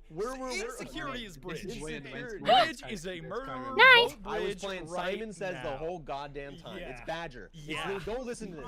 He's trying to flip it on you. I literally watched Badger murder his ass after I finished Simon Says. So chaotic, man. Oh, man. No. This is just rich. I literally saw Badger kill him in rich. The more chaotic, the better. This could be even more chaotic. Actually, galaxy brain IQ Simon Says. I swear to God, every single one of you that don't vote Bridge right now, it's literal. Oh my God. Oh my God. Badger's mad because I did this to him earlier. Fine. Vote me. Vote me. Lose the game. Vote me. Don't vote off the murderer Bridge. Vote Badger. Yeah, vote the dude with all Wait, I'm so confused because the red guy is saying vote Bridge, but he's red in that game. What? There's mods now, wild stuff. Yeah, I used to on GameTunes Gaming when they still did the what's it called? The Among Us, whatever. We played like a new mod every week. It was pretty fun. All right. Okay. I got Connor. You know that I got Connor. It is Han. No question. Hold on, Badger. What did you see Han do? Murder somebody. Because look, it's just like the last round. There's a dead guy at the bottom of the screen. I literally just noticed that. Bridge last round. It's Han. Vote Han. Finish this game. Badger. Hold on. No. Everybody shut up. Everybody shut up. Actually, I believe you. Never mind. Okay. Vote Han. I believe you. Never mind. There. Game over. We win. Thank you. Dead to goddamn rights. Both murderers get the fuck out. Thank you. This is how nice. I was number one. Badger's clearly the king of Five Nights at Freddy's right there, bro. He was on And number two, I knew it was Han because he went off by himself and didn't die. Bullshit, you ain't imposter if you ain't died the first round. I still find oh my gosh, that's amazing. Connor almost got away with murdering someone in security while I was on camps in the same room. And some of you were like, "Wait, Badger, you're acting the dog." All my tasks are done. I'm in there on camp. I used all my dark side power on that. I think the only other round that comes close is when I use my instant replay recording feature to expose an imposter. Who knew that using shadow play like CCTV at a drugstore to catch Bing red-handed in 4K at 60 FPS could be the key to victory? In my opinion, just hard charge your tasks and let these imposters lose. I agree. 3 more. That's funny. Yo. I saw Bing right on top of Amanda's body. What's your report? I was in electrical. I went in. Okay, wait a second. I fixed the lights. In electrical. Mateo literally walking out, walked into electrical, saw the body, reported it. I got shadow play. About to back me. It's big. I just checked. 100% big. No one else is standing next to anything. I got the lights. Amanda's there next to me. Clear as day. Well, you're not supposed to be able to share your POV. That's like cheating, bro. That's cheating. CCTV footage for Roll his ass off the island. It is clear as day. I got you on 4K, you piece of shit. Oh my god. Serves you right, Bing. Serves you right. That was cheating, though. Get the fuck out of here. Big fucking murder somebody. Badger did. Here's 4K ray trace footage. That's it. That's Among Us. I know our particular flavor of the game is heavy on the jokes and bullying and light on the education side, but Well, yes, bullying is always fun in Among Us. Unless if you're playing with people you know and love. If you're playing with literal children, maybe don't bully someone. Badger was just kind of sitting in the corner jerking off, so I don't think it's him. I mean, my only evidence is I don't have any. The only person that wasn't there was Matemio. We're getting the Swede out of here. Oh, okay. Right? What? Yeah, Norwegian. Okay. Is Norwegian not in Sweden? No!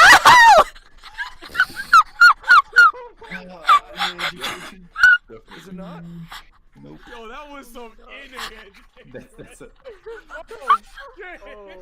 Oh, and that's it for Among Us. The game where I really wish my teammates would just pick a fucking color and stick with it. Bridge is red, and then he's yellow, and then he's pink, and then he's blue, and then he's orange, and then I don't give a shit. You know what I mean. It's one dude yelling at the other. I think you get the dynamic there. Wrapping it up, I'd like to thank you so very much. Well, thank you. All right. That was fun. Let's see what else I have here. Oh, you know what? I hate opening up my, for some reason, YouTube keeps, okay, you know what? This is going to be a rant. So after this rant, we're going to end because I know that this is going to be a bit of a long rant. So we'll go to the chatting screen here. I hate that when I open my YouTube page, it keeps recommending me like AI shit. Like right now, because I've done like so much FNAF stuff so I have like my personal YouTube channel and then I have my business channels, this one being one of them. On both of the channels, I am constantly recommended AI shit. Like on this channel, the Dull VT one, I go, like, I like looking for stuff to react to, too. Stuff that, like, I try not to look at too much stuff, but, like, what I react to, things that are related to what I react to, show up, right? So I'm like, oh, like, right now, Film Theory, the Deadliest Magic School Bus Field Trip is there. And you know what? I don't want to watch that. That's up my alley. I love the Magic School Bus. But anyway, maybe this won't be over. Maybe we'll react to that after. But I like to, if I react to FNAF stuff, I get recommended FNAF stuff, right? And so I can be like, aha, I react to more FNAF stuff. But I keep getting recommended AI covers of things by like the phone guy or like what's it called? Like, I think the phone guy is Scott Cawthon, but like there was like the purple guy, just other characters from FNAF, and then like just I've seen other, like there's like a SpongeBob AI thing, and it's like, why? I keep reporting them to get them out of my recommendations, but they keep being there, and it makes me so angry that they're so popular. Okay, and this is a rant as a voice actor, right? The thing that I don't get about like the AI voices, especially making them without permission, is like usually to have like something like Siri or Alexa or whatever, the company is gonna pay that voice actor a huge sum of money to have exclusive rights to that, right? Because if you're Alexa, but you're not gonna be working with Apple. Like if you work with Samsung, there's likely going to be like a clause in your contract saying that you can't work with competitors. Like the Brita water filter girl, I know this because a few years ago, before my brain injury, right, I was a model and I went to a seminar thing, and they're like, oh yeah, you have to be careful about what you take because there are clauses that say like, hey, you can't be working with competing industry or whatever. I want to change my background. One sec. Yes, I like this. Anyways, so like the Brita water filter girl from the water filter commercials, she was there. She's like, yep, I'm not allowed to do any sort of work for any other water filters because I am the Brita water filter girl. And so usually you have to pay huge sums of money to get this exclusivity, right? And that's what like companies, when they take your voice for a video game, like they hire you for a video game or whatever, that's the reason why voice actors can't say, like if you go to a con and you go, hey, can you say this line in this character's voice to their voice actor?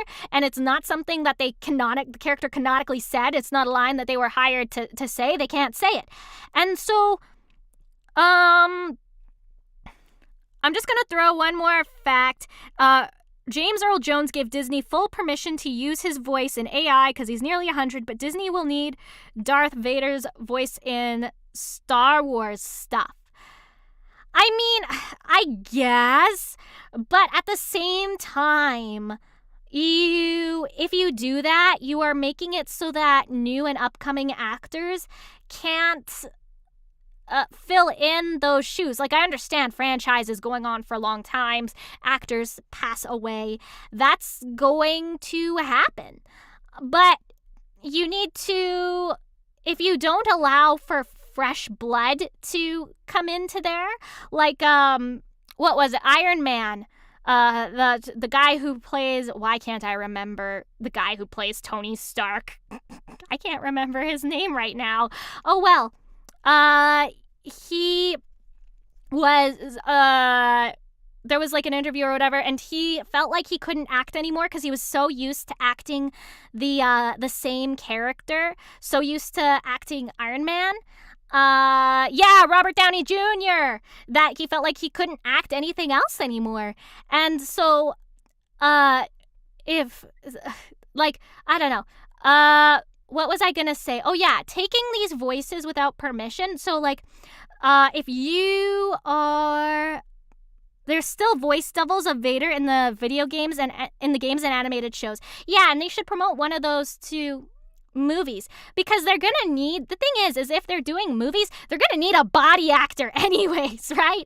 Oh yeah, so a voice actor, let's say you someone rips a voice from commercials. Someone does a lot of commercials. And then, yeah, like, this is kind of really on my mind because of what happened to Erica. Honestly, when all the AI stuff, I'm going to only speak about this here because I posted a little bit about it on my Twitter, but, you know, like, positivity and not being as harsh on people doesn't get many clicks. But I was kind of avoiding talking about it because I was worried about her. I don't know her personally, but I have empathy as a human being, right? So, when this AI stuff came out, I was really worried about people making AI of Billy Qagazzz. I think that's how you say his last name. He passed away of colon cancer last year. And Erica was his girlfriend. And, you know, I was worried about people doing that because, you know, hearing someone you love come back from the dead, that can't be the best experience, especially when, you know, the deceased can't give permission for it. And if you deny permission for it as kin to the deceased, people just don't care. I guess. And I was thinking about, you know, the entitlement of some fans, right? Because there was actually a whole controversy when Billy's funeral was, because there were fans who wanted to show up at the funeral who had never interacted with him personally, weren't loved ones, and people were getting mad because people who knew and loved him were saying, hey, don't show up at his funeral, please. This is for the family, the relatives, the friends, you know? And so there's like really an entitlement there. And it's like, why why would you do that? Like, I was worried, actually. I didn't know that they had made an AI of Billy before they made the AI of Erica. So after the stuff with Erica Lindbeck came out, and she just was like, hey, don't make stuff of AI. Like, she's so nice about it. Like, the parasocial aspect is kind of gross online. Yeah.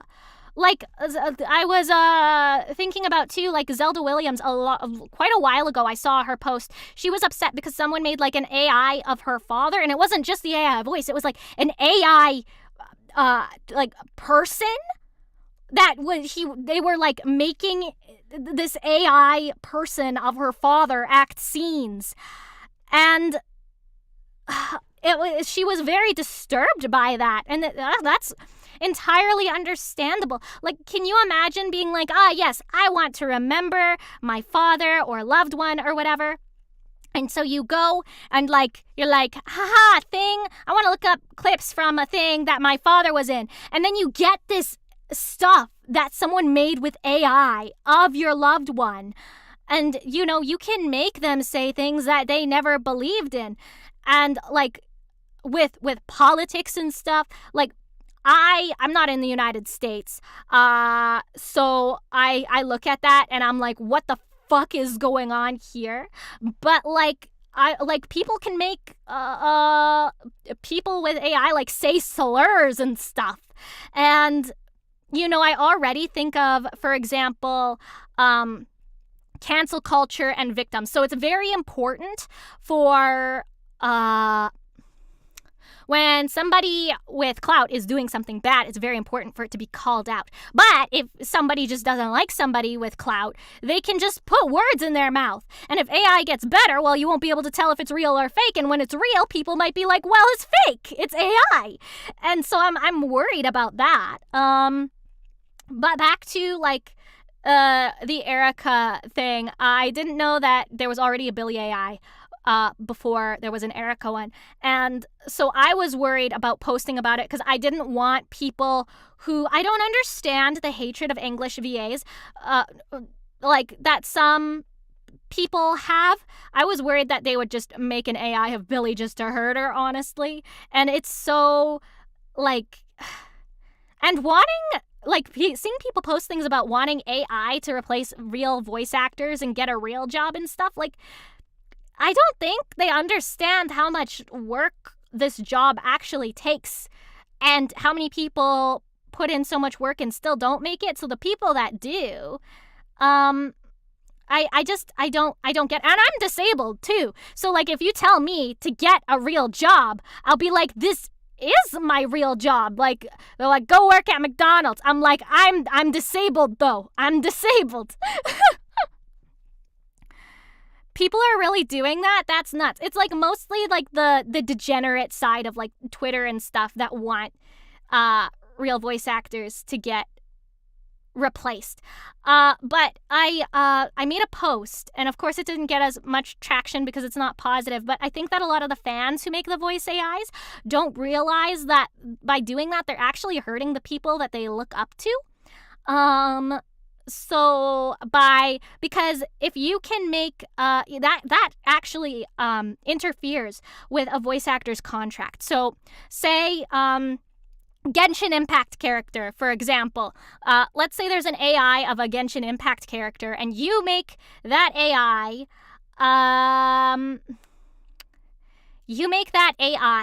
say a line in that character's voice or whatever, and then Genshin Impact is like, we don't believe in that statement, and also we had the clause in the contract saying that you can't say other lines, and the voice actor's like, I didn't, and then it's like AI. Well, like, I don't know, I don't know legally, like, if the company would sue people, like, if the company would sue the people making the AI, or if the person personally has to sue. But, like, anyways, Erica was so nice about that. And then people were still like, she dogpiled the AI creator. No, she did not. Like, if I was, like, a public figure like that, like public figures like that have connections, right? You have to get that big, right? I would like literally, instead of being like, hey, can you please take this down? I would just be like, hey, I don't approve of this, whatever. And if people kept making AI, I'd be like, how do I go about a lawsuit? And the thing is about this is that fans making AI creations, I know fan work, there's so much work put into that fan work, whether they realize it's harmful or not.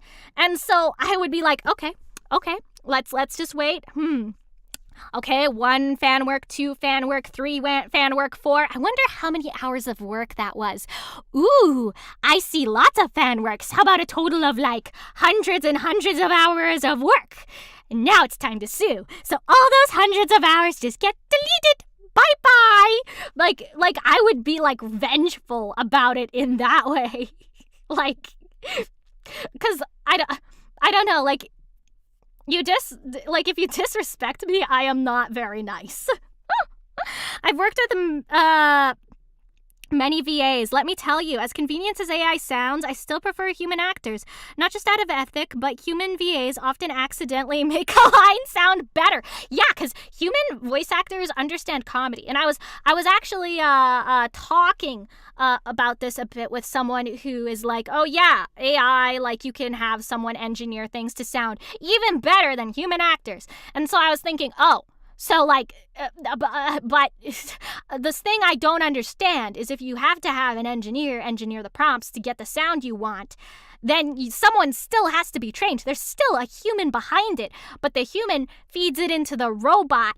And so, wait, I don't know what would take more time. Is it going to take more time for a trained actor to take direction from the director and then do like 3 to 5 takes? Or is it going to take longer for the director to tell the engineer, the AI engineer, how they want the line said, and then the AI engineer puts those parameters in, and then you get, I don't know how many takes you would get from that, if you would get 1 or more, or if to get like another different kind of flavor take, you would have to make another prompt. Like, at that point, I would think that just hiring a professional voice actor would be faster.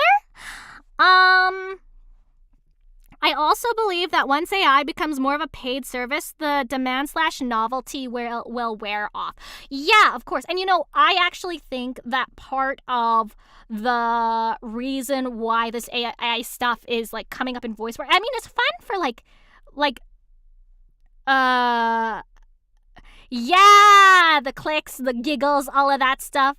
I definitely try to like add some like natural tinges to like my voice acting lines sometimes.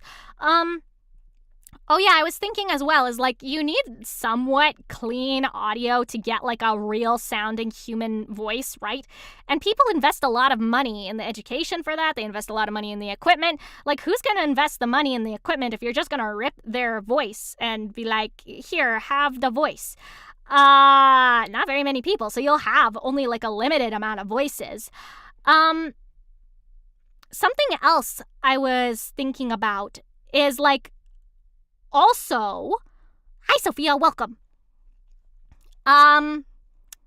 Sorry, I'm going a lot. Oh yeah, I was thinking that part of the reason why AI voices might be sought after in more of the corporate sphere would be that there's kind of something I've noticed in voice acting is that because it's gig work, the rates are really the non-union rate, standard non-union rate is $250, I think USD, per finished hour with a 2-hour minimum. So that's $500 USD you have to pay minimum. And sometimes, and that's like for indie projects as well. And sometimes indie projects just have like a side character that needs to say like 2 words, like, hey, buddy, or something like that. And that's just not feasible, right? But then there's like paid project, there's free projects, and a lot of that is fan work, and there's not really a lot of in between. I think that there should be an acceptable in between based on like audio quality and skill level and stuff. Corpos want to pay people as little as possible. Yeah, that's a problem too. I think that maybe if it was based on like, cause I know like newer VAs and stuff are like, well, I want to start making money, but I don't feel comfortable charging the union rates because I'm like not great yet. Like I would like to charge maybe, I don't know, newbie prices, like $5 per 100 words. Well, that's not acceptable because then you're bringing down the rate of all the other voice actors, but I don't really understand that logic 100% if it's like a newbie voice actor. And I also see, I guess something that I think is actually bringing down the rates is like you go on Casting Call Club. When I was a newbie, I won't name names, but when I was a newbie, I would go on Casting Call Club and try to find paid projects, even if they were paying pennies. And I would go audition for a project paying way lower than union rates, like paying like, I don't know, like, $2 per 100 words or less, essentially. And I would audition, and then there would be like a bigger voice actor, like a voice actor that should be charging the union or non-union rates, auditioning for that same project. And I think that... And then they'd get cast because, of course, their quality and everything is way better. They're a way better voice actor. Their quality is way better.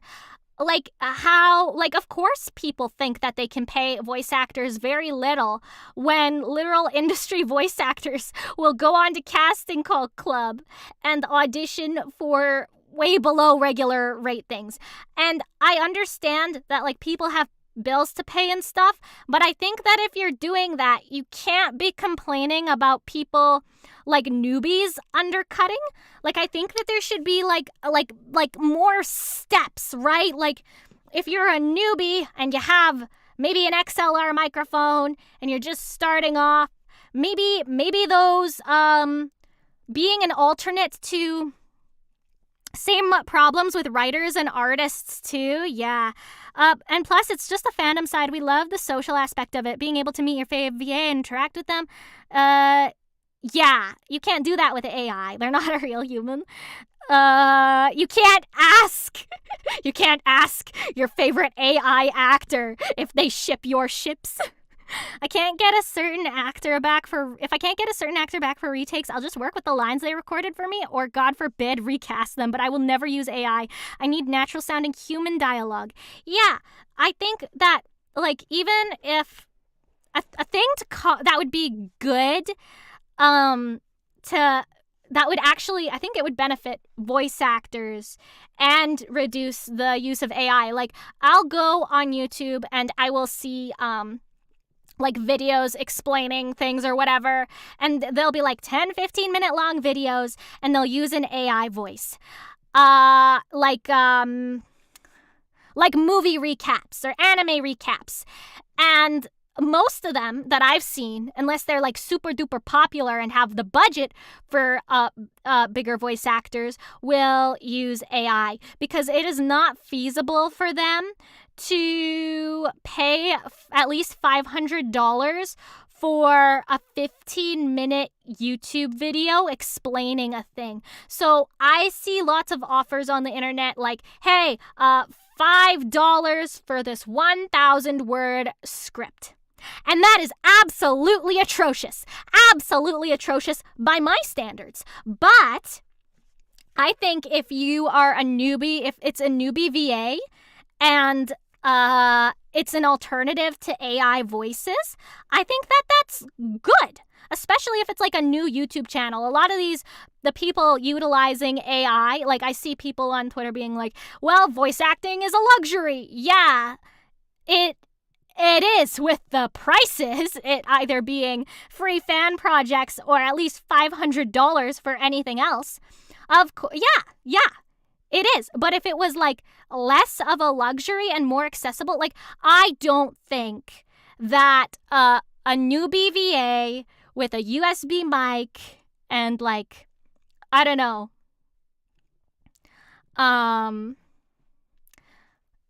like just new and not exactly knowing what they're doing.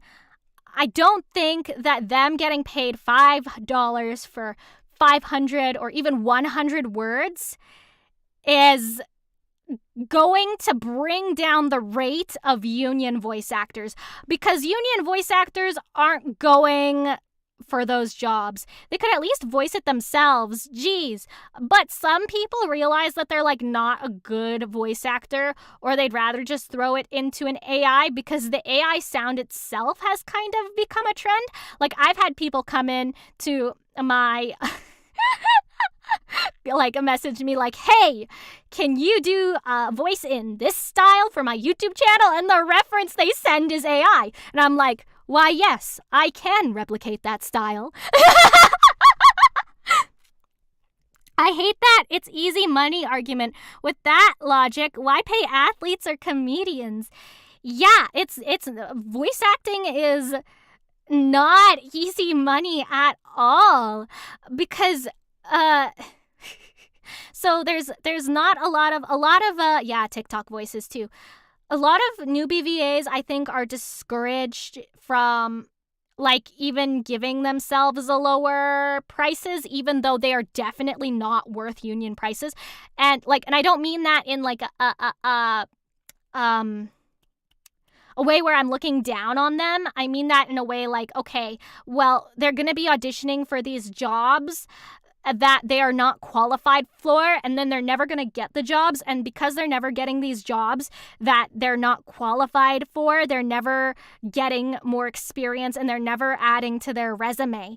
I think that knowing like the value of certain credits, so like I used to put like free stuff on my resume, but I had it like I had links to everything so that you could see that it's not really a professional project. Like you need to have like I'm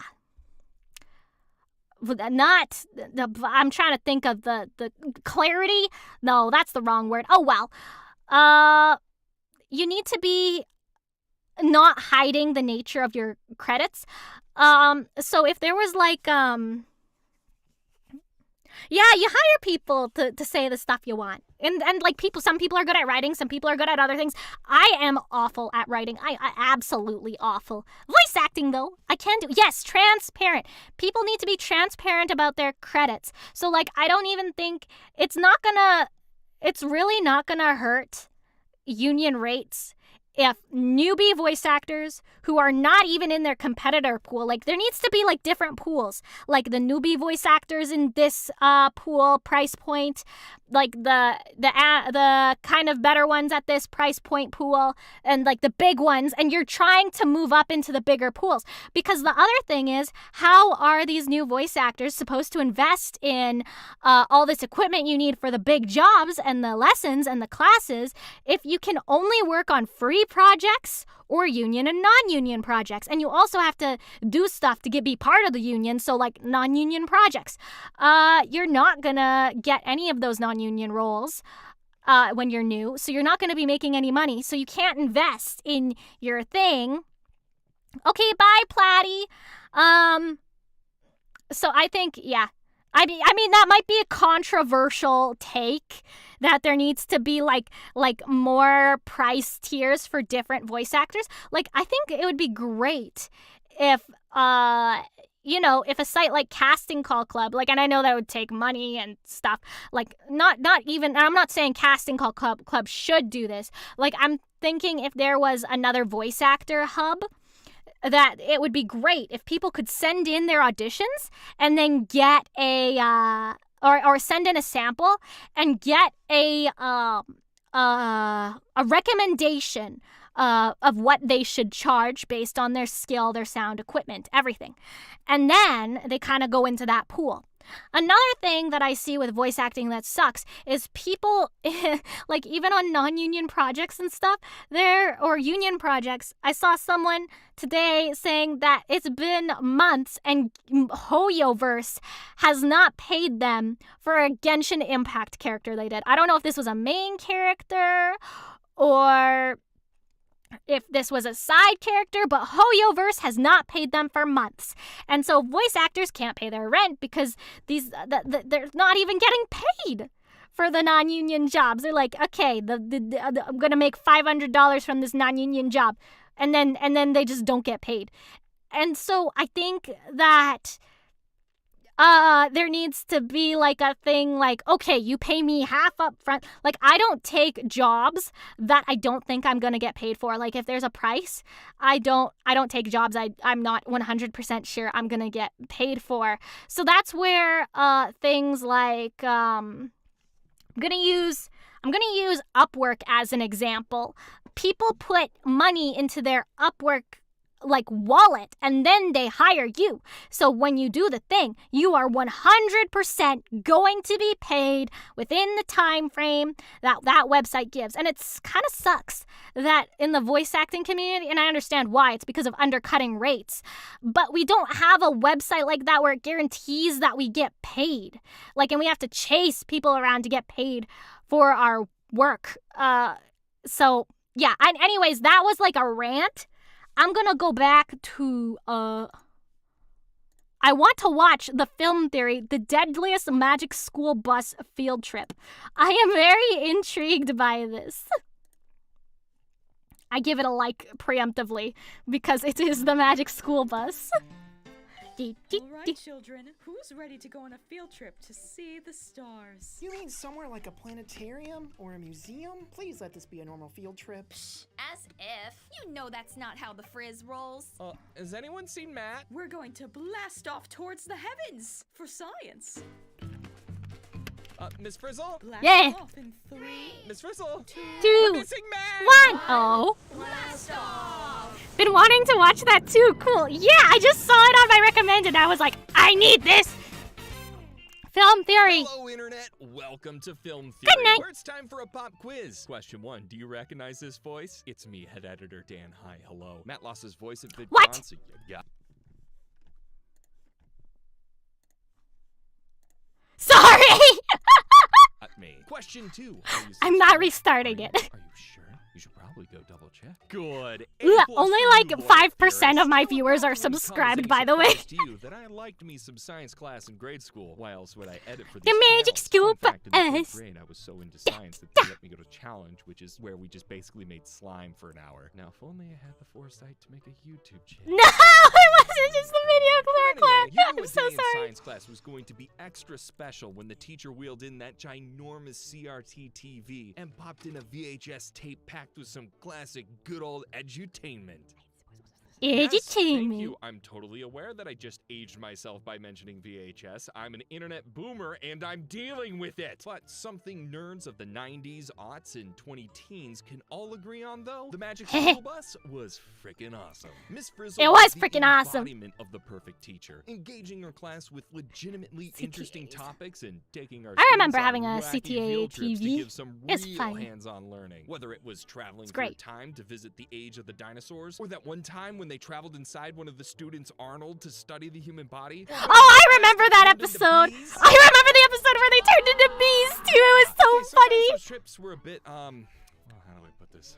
Mildly dangerous and life-threatening, but also Indeed. risible? Oh, definitely, but Matt insisted that he wasn't going to ruin his own childhood. That lasted a whole day before he came in and said, quote, okay, fine, let's just ruin everything. So we dusted off our VCRs, kicked back on the couch, and Good old VCR. that we can't watch the VCR on the modern TV, so we just streamed it. And from the first episode of the Magic School Bus gets lost in space, our theorist sensibilities got the best of us. In this episode, a mundane trip trip to the planetarium is scrapped due to Miss Frizzle not calling ahead to see if it was open. She Yeah, the magic school bus is so good. I mean, escorts the children to the cosmos and takes a tour around the solar system. They visit the sun, some of the planets, and the trip culminates with the gang landing on Pluto, which was the 9th and final planet when this show aired. And as much as it hurts that this guy got demoted to a dwarf planet, You heard about Pluto?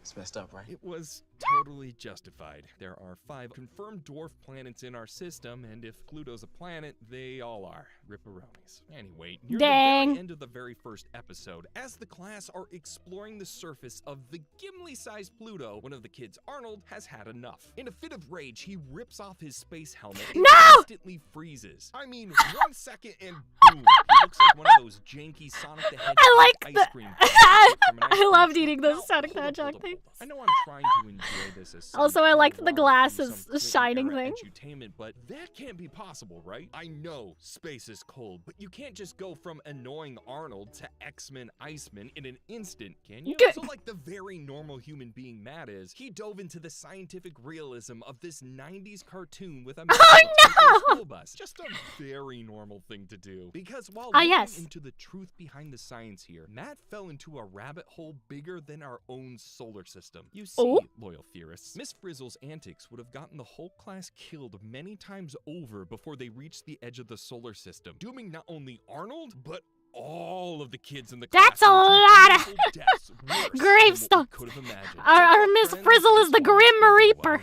So to explain, I guess we should start with the final scene and move backwards from there. As I just explained, I was like, what do you mean he just puts on his helmet again and is fine? That was a rewind. So, would that really happen? Well, at first glance, it's not as ridiculous as you might think. See, deep space is cold. Like, stupid cold. Thanks, Elsa. The surface temperature of Pluto reaches a that movie is so old, and yet it's still so memeable. I love it. Negative 240 degrees Celsius.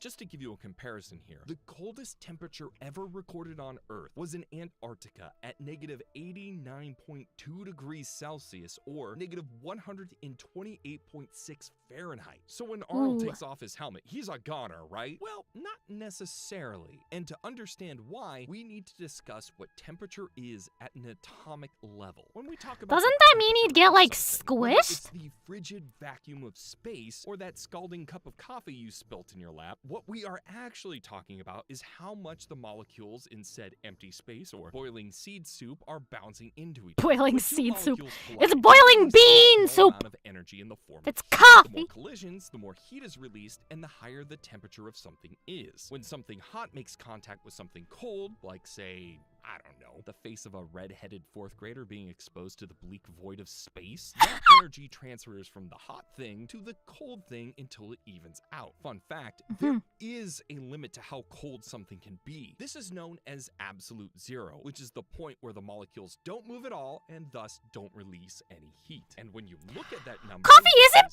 beans! 273. Why are they called coffee beans if coffee isn't beans? 59.67 Fahrenheit, 0 Kelvin for you nerds out there. It's 0 Kelvin.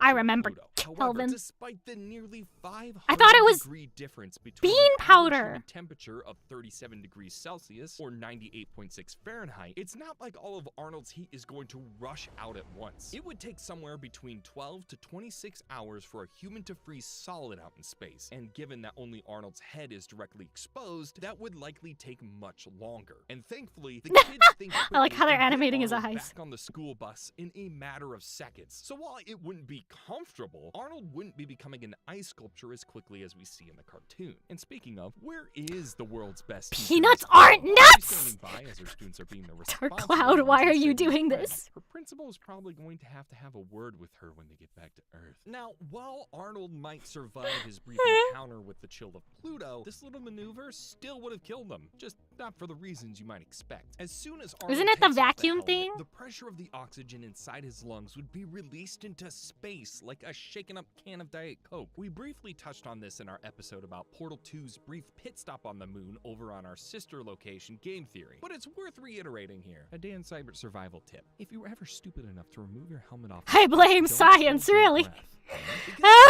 You're not wrong. But they got Portal. They do got Portal theories. I don't want to watch them tonight though, because I still have work to do before I gotta go to bed, and I streamed because I was procrastinating doing that work, and also because I wanted to stream. I don't know about you, but if my choices are gasping for air or ruptured lungs, I'm gonna pick the option that doesn't cause one of my major organs to, you know, literally explode. It doesn't look like Arnold makes a point to empty his lungs in this scene, so while the cold might not have killed him, the ruptured lungs might have. Just might have. Maybe. You can still live with ruptured lungs, right? Oxygen thing is obviously going to be bad news for Arnold. Without oxygen flowing through your bloodstream, your organs and especially your brain would begin to shut down after about 3 minutes. But that's 3 quick. whole minutes to get somewhere where you can breathe again. The quick thinking from the other kids likely did save Arnold's life here, making most of this memorable scene something entirely survivable. But, well, as I alluded at the top of this episode, Arnold and the rest of the class wouldn't have ever made it to Pluto. Just before the gang reaches Pluto, they take a jaunt around the outermost planets in the solar system, known collectively as the gas giants. They pass by. I wonder if this is only going to be a recap of Uranus, as well as Neptune. Oh, it's the deadliest Magic School Bus trip. So this one's the deadliest out of all of them. Okay, yes. Plus at this point, because Miss Frizzle has gone MIA and has turned finding her within the depths of space into a game. Oh!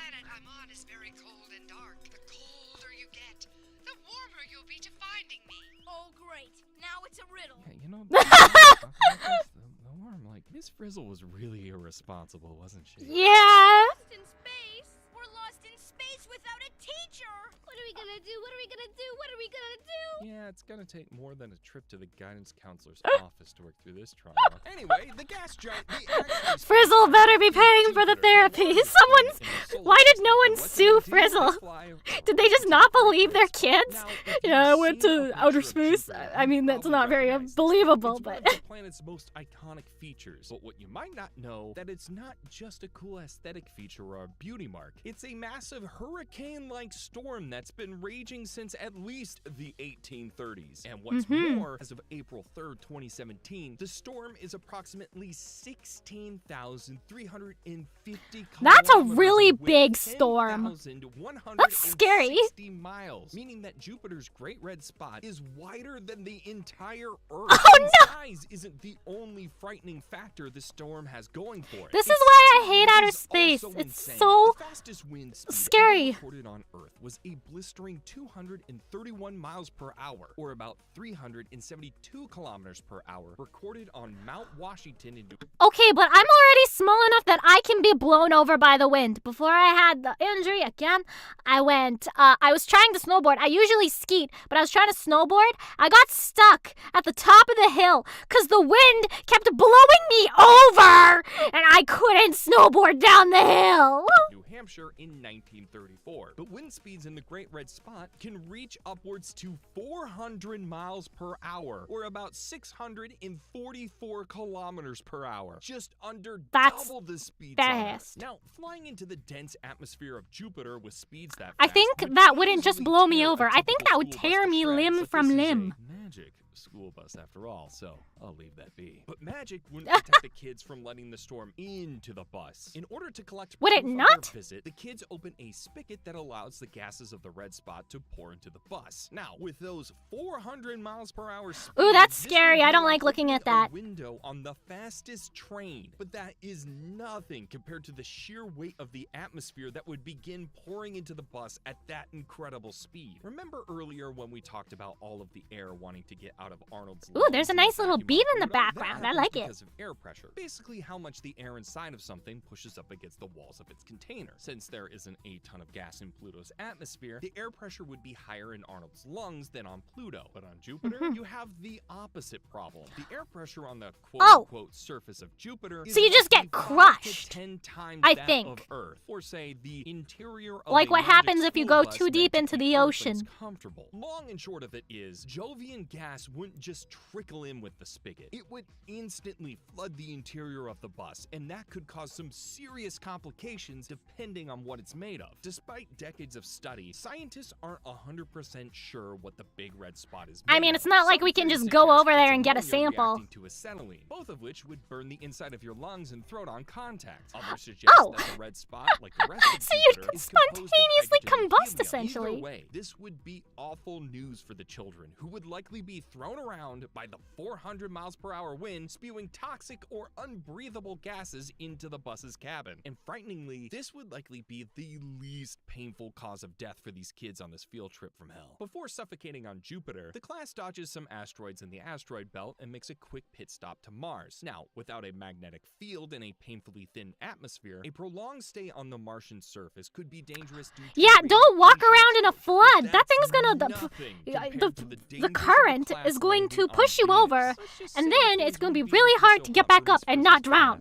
Drowning happens fast. Things would be looking very hot. See, despite being further from the sun than Mercury, Venus is actually the hottest planet in the solar system, with its average surface temperatures racing 850 degrees Fahrenheit or 454 degrees Celsius. Oh, that's way too hot. Hotter than a painfully warm 85 Oh degree day no! Is it like this? Well, 96.5% of the Venetian atmosphere is made of carbon dioxide, and if you know anything about CO2 here on Earth, you'll know that it's a greenhouse gas. That means it likes to absorb the heat. Man, I should just tell people who don't believe in CO2 warming the Earth to look at Venus, because Venus is literally like there's too much carbon dioxide in their atmosphere. Oh! Thank you for becoming a member, the Timon. 5% figure? That's insane. Thank you. It basically turned Venus's atmosphere into a giant blanket that's holding You are now a all the marionette. heat it absorbs over a few million or billion years. It's so hot that even metals like lead start to melt at those temperatures. Oh. A space probe has ever landed on the surface of Venus is just over 2 hours. If something the smartest scientists on the planet literally built and designed to work on Venus couldn't even outlast the runtime of an Avatar movie, this would mean that Miss Frizzle's class would be dismissed pretty much the moment they step out onto the surface. And even if they somehow survived this hellscape of heat, they'd rather be dead the next time it rained, because what are those clouds made of, Miss Frizzle? It's sulfuric acid. Oh no! It's a deadly poison. Speaking of It's a deadly poison. I love the way she said you that. pretty much encounter all of the same issues. Acid on the rain bright side of or Mercury, sulfur which rain. can reach temperatures of roughly And sulfur also smells 800 bad. degrees Fahrenheit Stinky or dead. 427 degrees Celsius. But that would be nothing compared to what comes next, since Miss Frizzle decides to start this field trip of death and destruction by visiting the sun. Oh yeah, they visited the Not look at the sun without some serious eye protection? That's because even here on Earth, 92 million miles away from the sun and with a thick atmosphere protecting us from the worst of it, the star our planet orbits outputs so much light and energy that it can permanently damage your retinas in under 2 minutes. Now, yeah, don't stare at the sun. Getting closer than any man-made object. To be fair to Miss Frizzle, she does realize this and has the class wear Special heavy-duty sunblock 8000 sun goggles. But I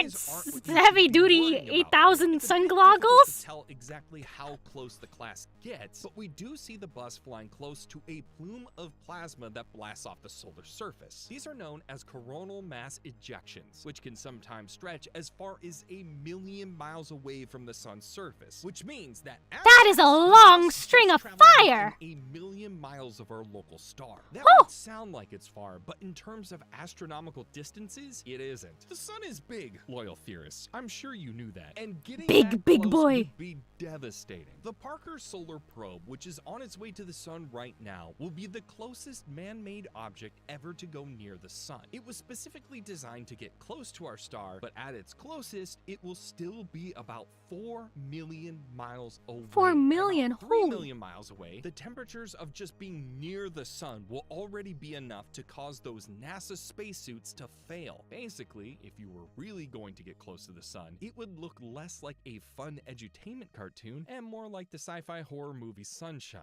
So I wonder how they figured out that spacesuits work. Like, did they make a bunch of iterations and, like, send things or people out into space in the spacesuits until one of them survived and they're like, this is the spacesuit that works. Our test subject survived. Doom these children to a long, agonizing, painful death before they even set foot on another planetary body or flew too close to the sun. And it all comes down to one thing. When did they die? See, oh, radiation, yes. A lot of radiation in space, and I mean a lot. But there are special kinds that you should be extra concerned with if you ever find yourself in space. The first is solar radiation. While we're on Earth, we don't have to worry about this stuff. As I mentioned earlier, when we Mars, an they did use lots of animals. Electromagnetic field protects us from most of the stuff, and even the things that get through the ultraviolet light can be negated by slathering on a layer of sunscreen. But in space, there's nothing to block I wonder if an animal ever made it back from space, because if they didn't die from, you know, things, the technology not being good, they wouldn't be able to pilot the ship back, because they were manually piloted in the beginning, right? NASA specifically builds their spaceships. I don't know enough about space because it scares me. From this sort of radiation. That's partially why the suits are so bulky and why they have those cool golden visors. Both details that the Magic School Bus spacesuits don't have. And as a result, these particles would be cutting through kids like a radioactive knife through children-shaped butter, likely making the kids very, very sick just by exiting Earth's atmosphere. In the end, every decision Miss Frizzle made along this field trip, from allowing the kids to collect Jovian gas, to stopping by on the surface of Venus and Mercury, to flying by the sun, and even just exiting the Earth's atmosphere without the proper precautions, would have led to the deaths of these children multiple times over. She exposed them to lethal doses of radiation, subjected them to inhumane temperatures, and left them to get crushed and suffocated in a hurricane literally bigger than Earth. Well, if you put it that way, Ms. Frizzle seems a little bit like a little bit of a psychopath. Sooner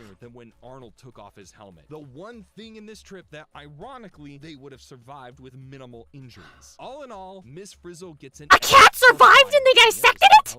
Why?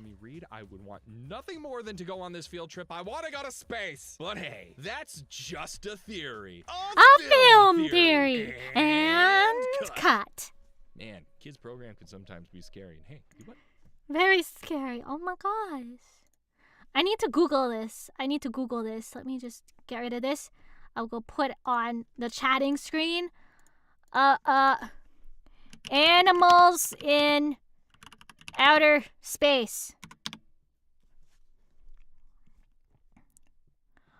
Okay. This is the Wikipedia, the most good of the resources. They wanted to know what being in space would do to a living creature. Okay. So in 1947, the first animals were in space, the fruit flies. 1949, first primate and first mammal. 1950, first mouse. 1951, first dogs. 1957, first animal in orbit. The cat was called Felice or something. I can't believe you would name a cat, send it to space, thinking that it probably wouldn't survive, and then it survives, and then you go, okay, let me kill my cat that I named. I don't understand. 1959, first rabbit in space. 1960, first animals to survive Earth orbit.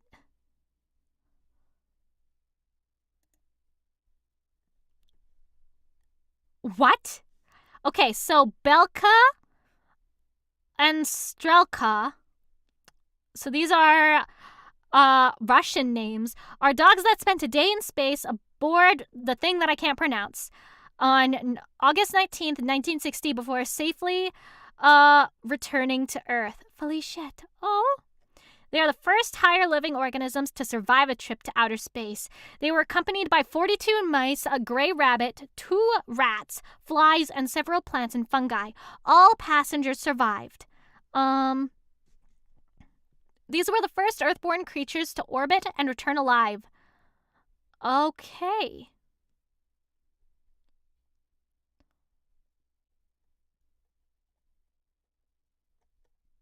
Oh, I need to go back because they have their own wiki page. I need to look up the kitty. Ugh.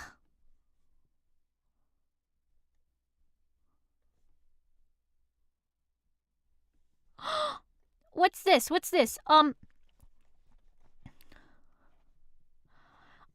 the 31st of January, 1961, Ham, a chimpanzee, was launched into suborbital space in a Mercury capsule aboard a Redstone rocket to become the first great ape in space. The chimpanzee had been trained to pull levers to receive rewards of banana peels and avoid electric shocks. But it didn't tell me if he survived or not. Okay, Felicette. Cat space. Okay, Felicette. Owner of the French government, known for the first cat in space. Okay. Okay, so Felicette was a stray Parisian cat who was the only cat to have been successfully launched into space. She was launched on the 18th of October, 1963 as part of the French space program. Felicette was one of 14 female cats trained for spaceflight. The cats had electrodes implanted into their skulls so their neural activity could be monitored throughout the flight. Electrical impulses were applied to the brain and a leg during the flight to simulate responses. The capsule was recovered 13 minutes after the rocket was ignited. Most of the data from the mission were of good quality, and Felicette survived the flight, but was euthanized 2 months later for the examination of her brain.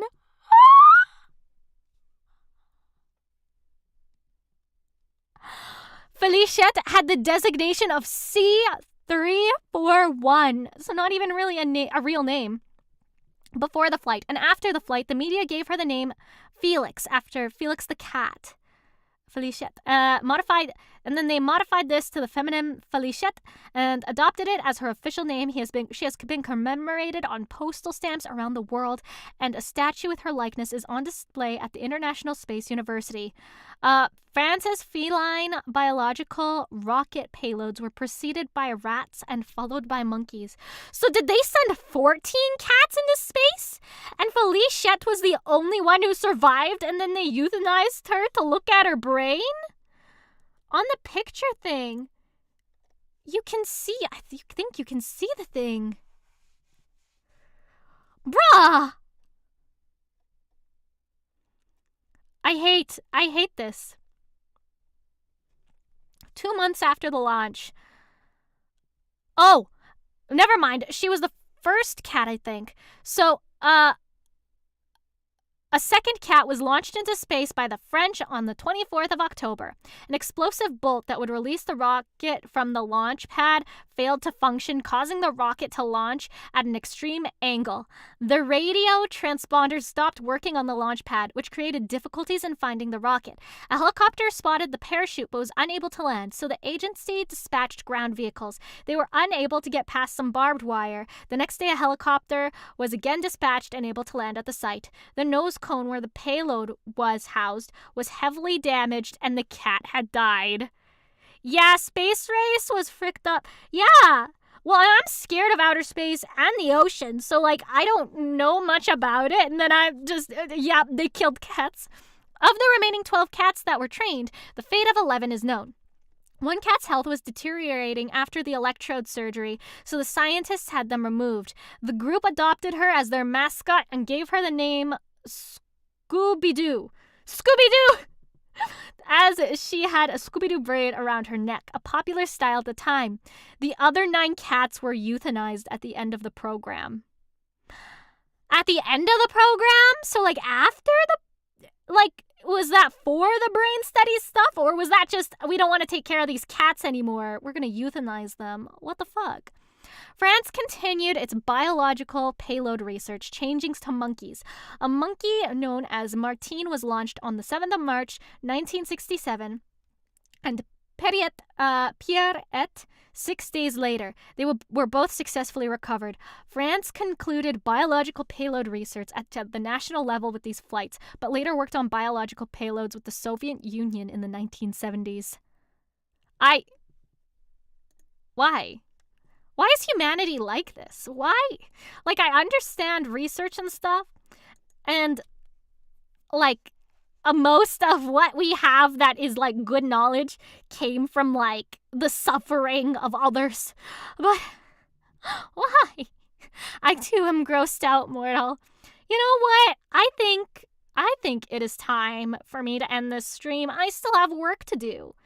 And now I have that to think about. So, thank you, Dark Cloud VA, for telling me about Felicia the cat.